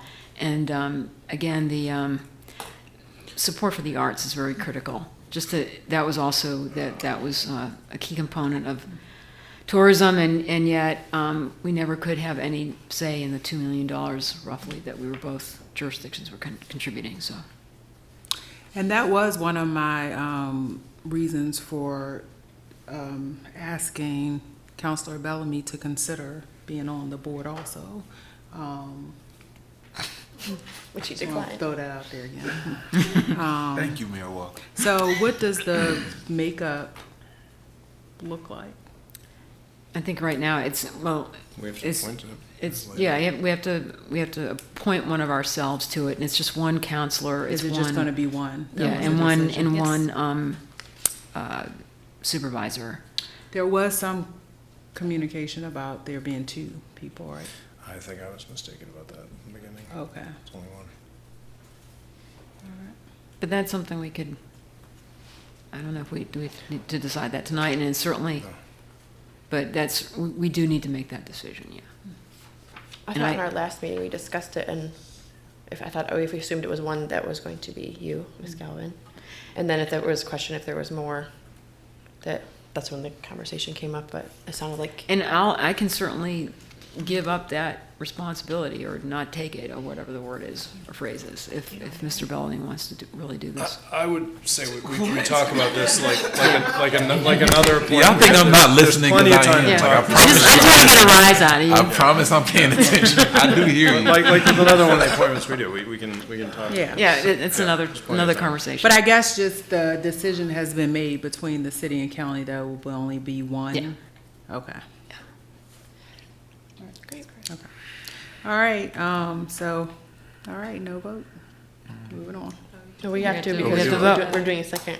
We're Oh, doing I one. thought We don't have to you do a didn't just do second that? We're he doing. made the motion, we seconded it, we have to still vote. No, there's no vote. Do we? Yes. So, on this one, if you'll notice in the ordinance, you're waiving the requirement for a second reading so that you can get this done before June 30th. So we are voting. We have to, Are voting. but four of us have to Four of So vote. this is, because you're waiving the second reading, you're only having one reading. I So get you it go now, it's ahead and vote. highlighted though, Paige does that. I got it. Okay, But we need a fourth support for it. yeah. Okay. All right. All right, so vote.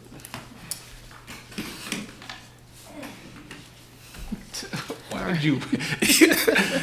You're the funniest. Like. All right, so it carries 5-0. All right. So, any other business?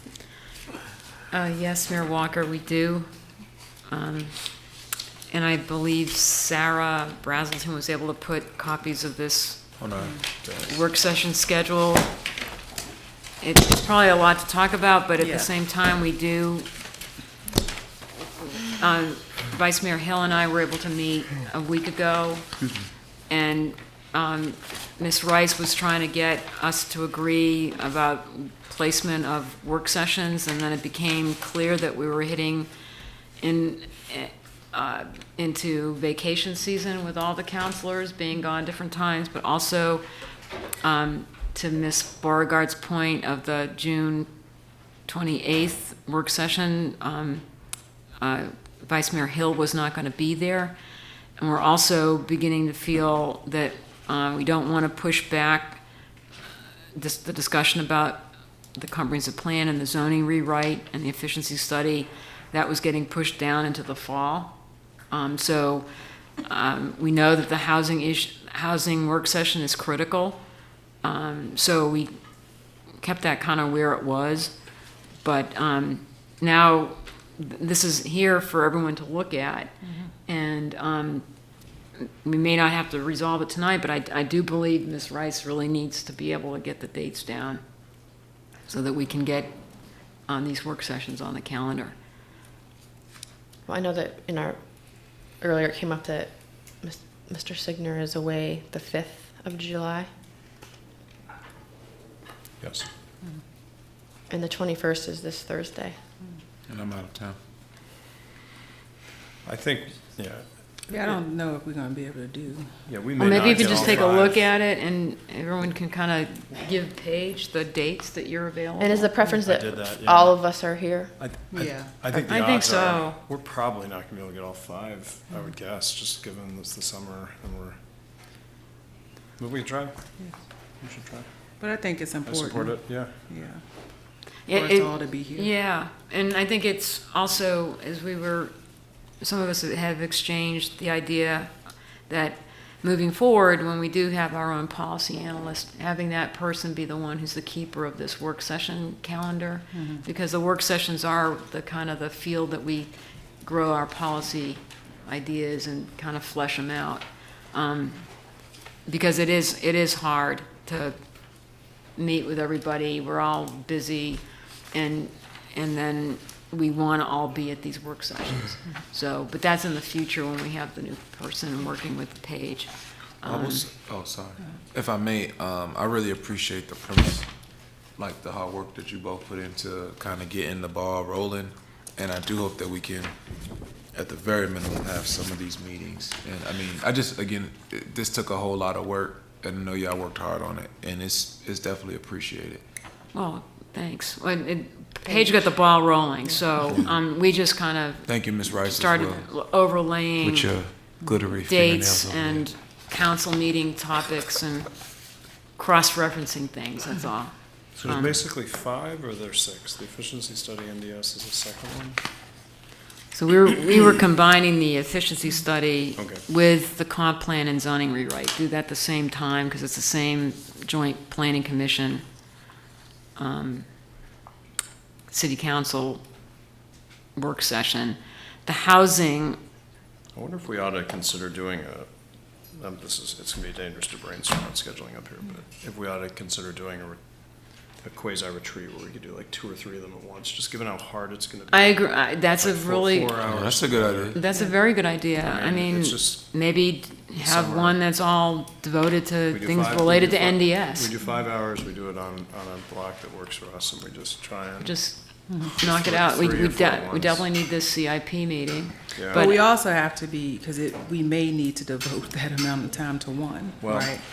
Yeah, that's So- gonna be, I know. I mean, housing could be Limited one on its own. resources. Like, I definitely think we need a mini retreat just on housing. Like planning a 2-year plan just on housing, especially after the report we heard today, with inviting these stakeholders. I mean, if we were to do a mini retreat and you look at including the HAC and CRHA and possibly FAR and CLIC, Planning Commission, and just being able, the ideas that we could come up with if we had that amount of time, it would bode well for us. Mr. Bellamy, I would like to Dr. Bell. add on, Dr. Bellamy. I'm just kidding with you.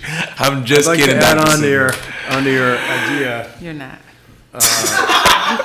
which is, I think that, it would be the best thing if we could have some prep work that went before the work session that made it You're right. clear what the point was, and that there's all of us are really, we've thought through, and like, are we getting in there, are we really thinking about, there's like 3 options, and maybe there's a go big one of them, but we really Yeah. need to be on the same page, but it's not quite at the stage of emotion like in a council meeting, but it's Right. not just talk, it's not just brainstorming, so if there's like It's tangible solutions. yeah, because, I mean, It's a great we idea. could get in there to and we that- could talk for yeah. 6 hours about housing, but it won't lead Right. like. And it won't leave with any But salt. to And that so end, whoever's if we- facilitating, we could say, look, we really want to come in Right. there.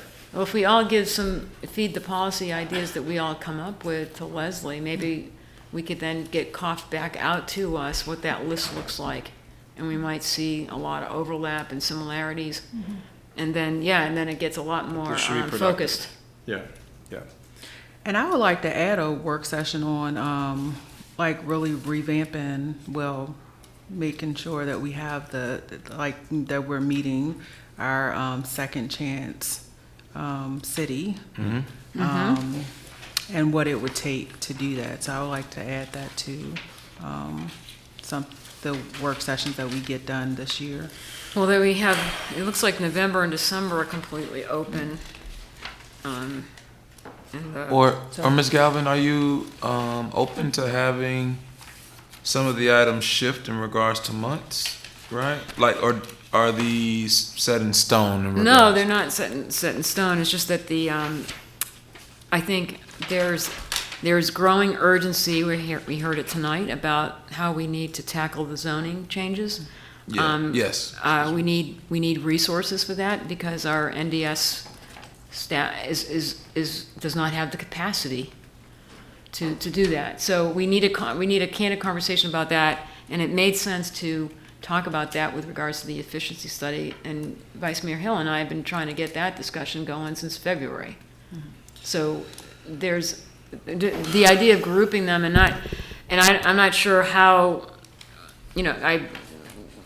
as you can see, the September, October, the Human Rights Commission discussion could go either of those months. If Human Rights Commission does in fact go to October, maybe something above can move to September. So one thought, I was over at the county for a meeting, and like the whole thing about how the county does theirs, like it sounds like the only one that needs to be done on its own is housing. 'Cause there's so much to do. But the county does these meetings during the day. We've talked about that before. It is really tough doing them at night. It's harder on staff when you do it after 6 o'clock. It's a little bit more accessible to the public. But they do these meetings in the county during the days, and I could see if we did like a couple of work sessions that were 3 or 4 hours long and they were at like 1 o'clock, we could get a lot done. Well, it's We moving could have towards 2 that or model 3 of a daytime meeting. Yeah, we could have 2 or 3 areas covered, and the staff would be able to be there. It's less, and people can come in. It's not a nighttime thing. It's a workday thing, and we could get a lot done. And it would be televised now that we have better access with all the social media that Mr. Wheel is doing. Just a thought, because we could get a lot more done. We could do 3 topics. I'm down. So what would be the next step in order to make that happen? What we have to do tonight? And figure out what's the best way of putting all these together. So if we planned on maybe two longer work sessions that could cover 2 or 3 topics each, and another one on housing, not 6 separate ones, it would be 3 maybe, and then you put everything in those grab bags in the next 3 months, maybe. Working on our calendars, and you look at daytime as an option. Would daytime free up time in July for you? It would, yeah, as long as it's, sure. As long as I'm not gone. I mean, we have to look We have to at. get the calendar. That's gonna be I'm the just first gone that thing. 1 week, that 1 week long. It actually would be But best. I'm back the And- 2 weeks after that, I think. And But we have to give other community organization also time to make sure that, they can Sure. be present and have representatives. Yeah, we definitely want the planning commission here for those sessions and some of the other committees, and also some of our community stakeholders. Right, and I think those of us that were at the planning commission last week, we were watching the planning commission write basically a code on the fly for that one project. And it happens over and over again when there's a special use permit. It's very time consuming, it's very costly. Mr. Bellamy had to leave, and that made it so that we didn't cover all the public hearings. And I ran into a planning commissioner later on the weekend, and they didn't leave until 2 a.m. That's crazy. So something's not working here. And so I do think that we need to have a discussion about the NDS efficiency study, and how do we get this comprehensive plan and zoning rewrite done. If that happens, it seems like, that can happen after the housing study. It's just that they are also related in the sense that it involves, because I'm sure our discussions about housing are going to get into zoning. Okay. So I don't know if I know there's no appetite, it sounds like, for combining the housing with another discussion, but if it is a whole day thing, Not a whole day. or a half a day, 4. I know it's, We can Maybe- probably crunch this later with Paige, with this general, maybe we, plan. maybe we should have a brief moment at our next meeting to make sure we've adopted this calendar. Oh, that's Does a that- good idea. does that make Have sense? an agenda item for us to On go through. July it. 2nd? Yeah, Then we can blast it out to the yeah. universe. Make it a We're now Okay. paying much more attention. 10-minute Paige, does item. that make sense to you? Great. Well, thanks. And I want to thank Vice Mayor Hill. Thank you all for doing Thank you this. both. And good suggestion, Mike. Good job. We have to manage our expectations. I know I looked at our council calendar and unfortunately, we don't all align on times that we're away, so it's gonna be tricky. All right, so we're July open 2nd. up for comments. The final public comments, are there wish to speak? I was about to say all 4 of y'all coming up. That's impressive. Evening. My name's Brad Slocum. I'm a city resident, and I just wanted to address the council regarding the sewer, or sorry, not sewer, the reservoir water line discussion and presentation from last week. I was a little concerned about the discussion, and I think y'all took a vote on the timelines, and I think accepted the proposals for timelines B and C, which go all the way out to 2040. And I just saw an article from the Daily Progress literally a half an hour ago about some people saying that that isn't that big of an issue, that we can push a project like that out that far. And I'm pretty concerned the more I read about climate change and issues specifically for Virginia, that water scarcity will be a pretty significant issue. And as a younger person who would like to live in this area as long as I can, and as I watch, we had pretty severe lethal flooding here just recently, and areas like Norfolk, Hampton Roads, Virginia Beach are going to face even worse flooding in the coming decades. So I just really want to strongly urge you to consider the further forward timelines, I guess, the earlier timelines for things like projects like this and other ones related to water security for our area, because especially that's going to relate to housing. If we have to, in 5 years, 10 years, 15 years, consider climate refugees from other parts of the state, ensuring our water security for our community is just going to be a bigger and bigger issue. So I would urge you to keep those earlier timelines in mind when you make decisions going forward. Thank you. Thank you. Okay. Thank you very much.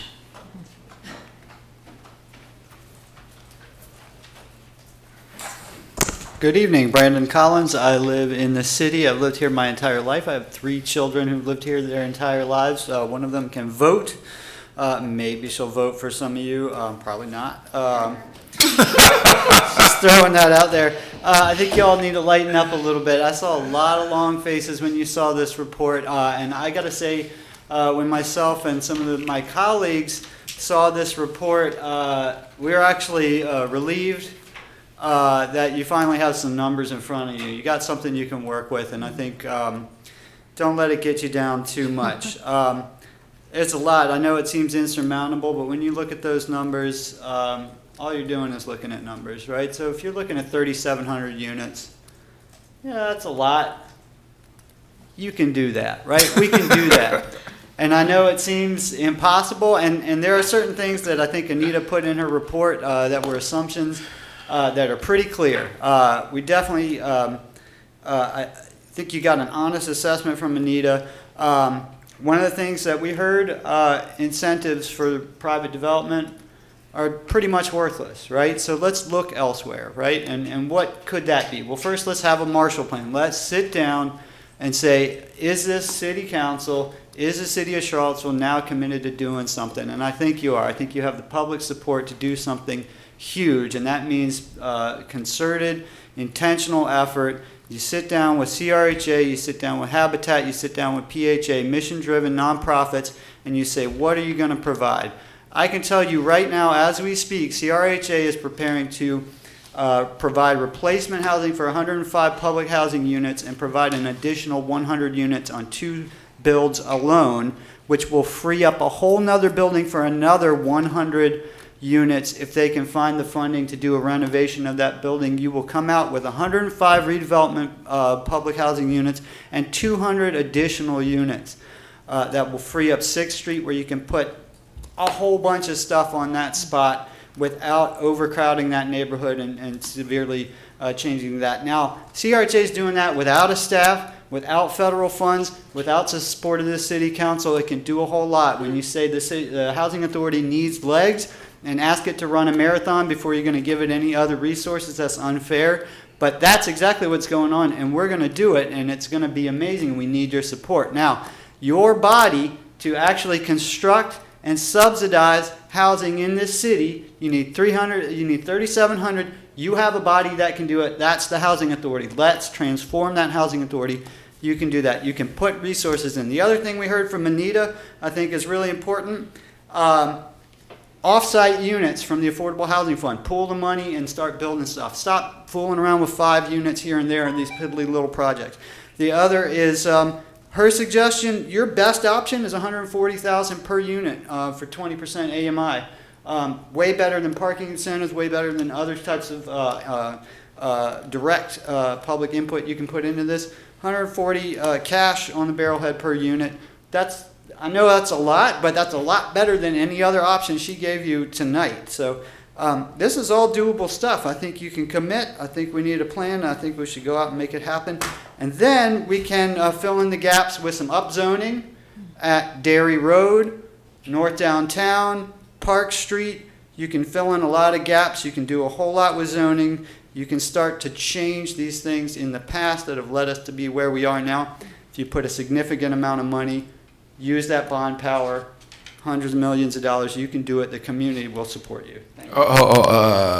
I know it's late. Mr. Collins, while we have council responses, but Mr. Collins, it's really tough for me to sit here and hear you as a member of the Housing Authority Board, which I'm very pleased with the route we're going, but for you to say that council hasn't been supportive of the Housing Authority Board.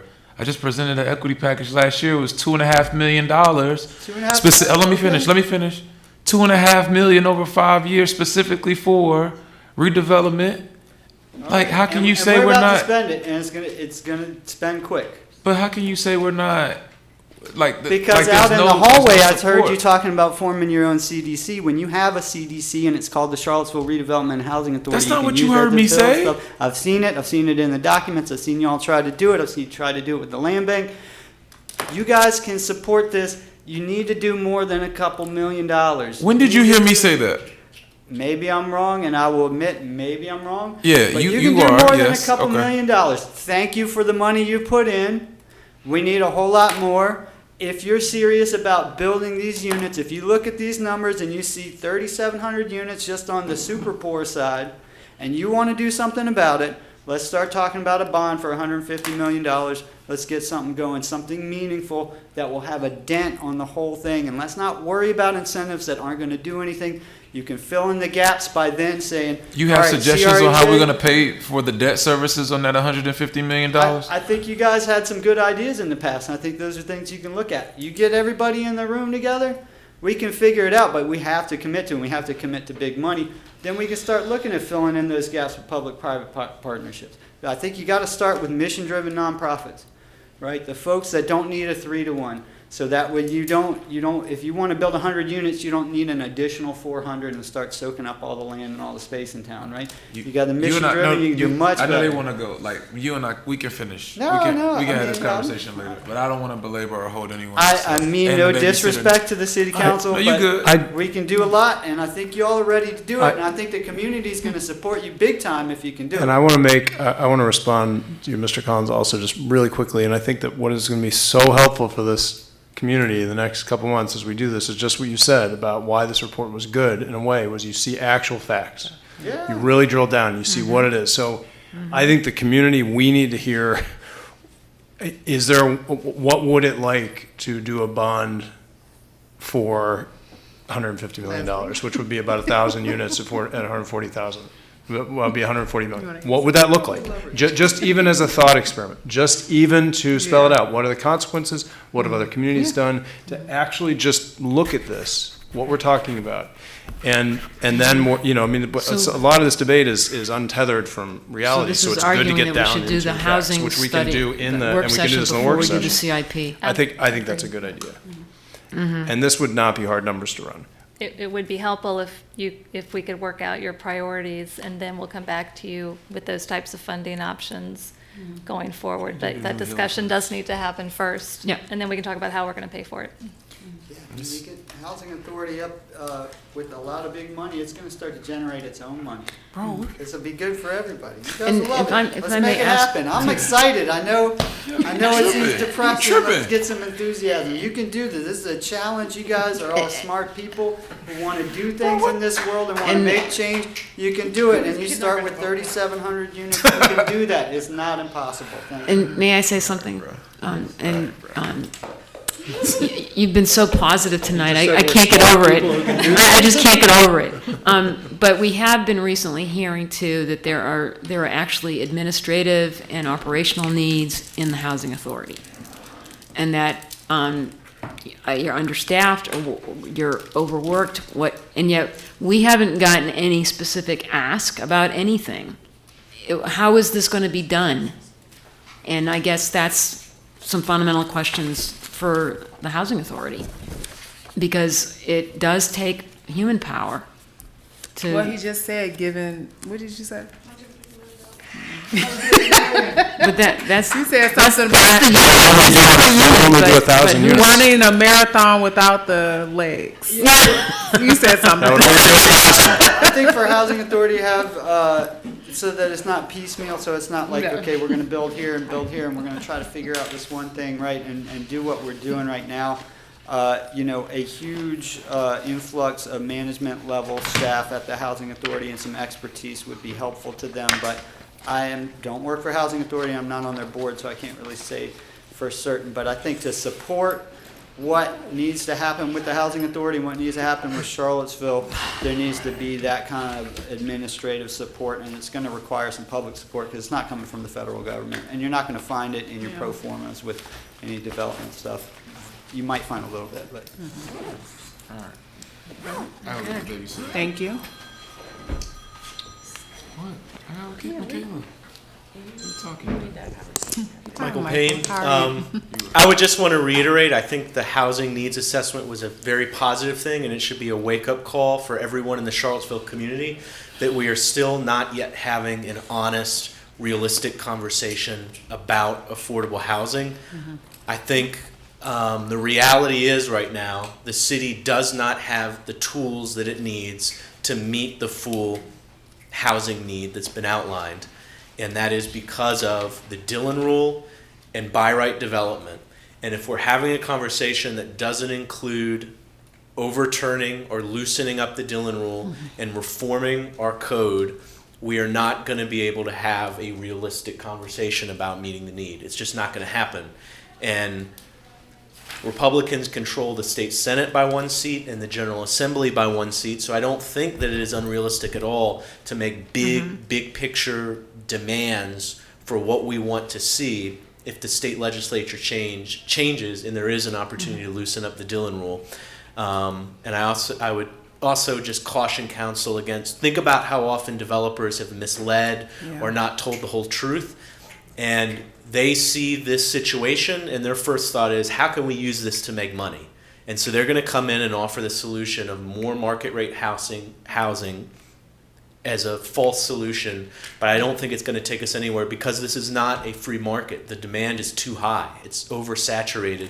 And if you build as much market rate unit as they want, well, you're just going to get enough people from across the country who want to move in to displace everyone and drive up property value. So I would caution strongly against more market rate housing as something that would make a dent. And finally, I think we also need to have the conversation centered around permanent affordability, because properties, even if they're built with nonprofit developers, if it's with tax credits, it's only temporarily affordable. And if that's the case, it really isn't stopping displacement. And there are two primary ways to ensure permanent affordability. One, community land trusts. If you have nonprofit developers building in a land trust, it's permanently affordable. And then two, the housing authority. If you have housing built for the housing authority, you have ensured permanent affordability. So that's it. Thank you. Thank you. All right, anyone else? Okay. All right. Meeting adjourned. Thank you.